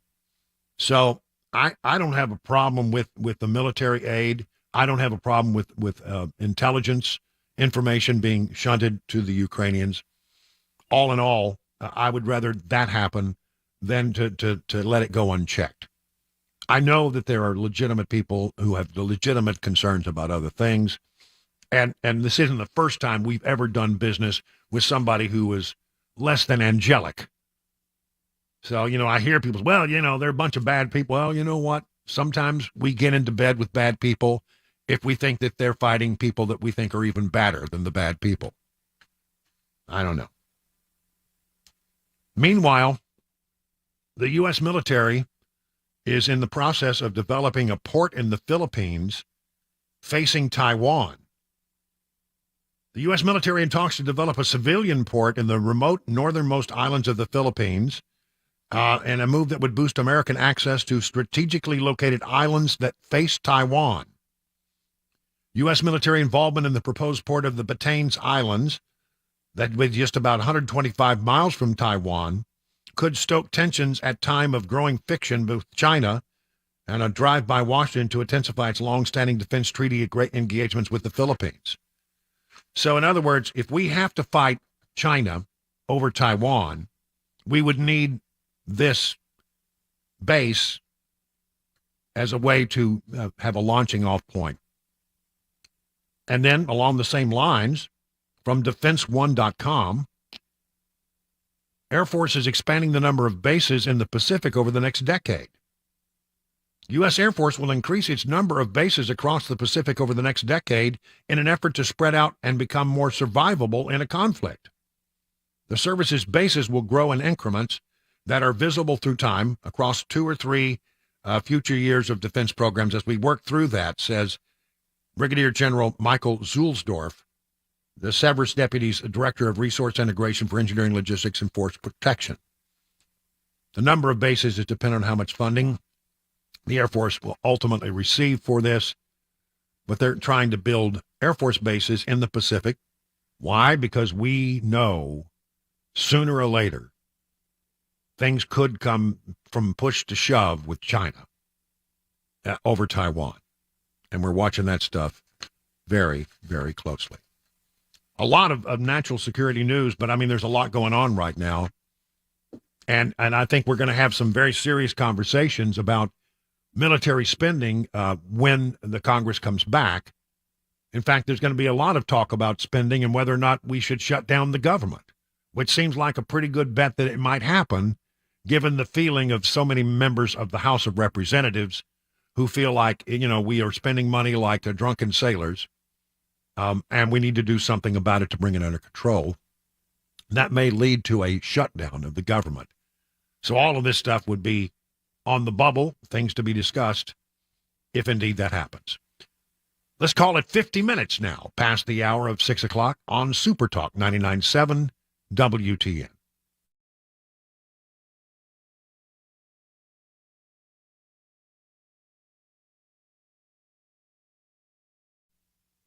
Let me tell you about the Wellness Institute of Nashville. Dr. Kevin Mitchell is my doctor. He can be your doctor as well. They have a thing there called non-surgical spinal decompression. It's really good if you have pain in your arms, your legs, your neck, your back, or a tingling in your extremities, the neuropathy stuff. If you've got any of that, many times the non-surgical spinal decompression is the thing that can set you right. Now, Dr. Kevin Mitchell and Dr. Ashley Mitchell offer the first of its kind KT machine. It's like spinal decompression, but it's aimed at your knee. Here's what it does. It elongates your knee and joint and allows the meniscus and the cartilage to heal and receive the therapy without the need for surgery or painkillers. Now, if you are a new patient, take advantage of the 2023 special. An exam, consultation, x-rays if needed. And then you'll sit down with Dr. Mitchell, go over your condition, come up with a plan. That will all cost you only $23 if you are a new patient. 615-246-5009. Again, 615-246-5009. Learn more about all the things they can do for you at the Wellness Institute of Nashville by going to their website, painisbad.com. Hi, I'm Paul Winkler. What's one of the biggest mistakes that I find that investors make? Well, it's typically buying based on past performance. We look at our 401k, we try to decide which fund should I buy, and tend to look at historical past performance over 3, 5, and you even hear investment advisors telling people to look at 3, 5, and 10-year track records. The problem is that what do markets do? They go up and they go down. Well, where did this have a great past performance? Here to here. So we end up buying high. We found that there was one study back in 1986, and it was called the Brinson-Hooden-Biebauer study. And they were looking at what drove investment returns more than anything else. And the study sort of looked like this. They said, stock selection, about 4% of investment differences were due to stock selection. About 2% was due to market timing differences. Asset mix, asset allocation, that was the big deal. Now, what they found, which was fascinating, was that when the pension plans engaged in these two activities, in one study it showed that 100% of the time, investment returns were lower and it increased risk. Not something you want when you're an investor. So this is something that we teach investors to help them sidestep some of these issues. Now, if you want to learn more about our approach to investing in financial planning, go to paulwinkler.com and set up a free 15-minute phone call. Or you can call 615-851-1950.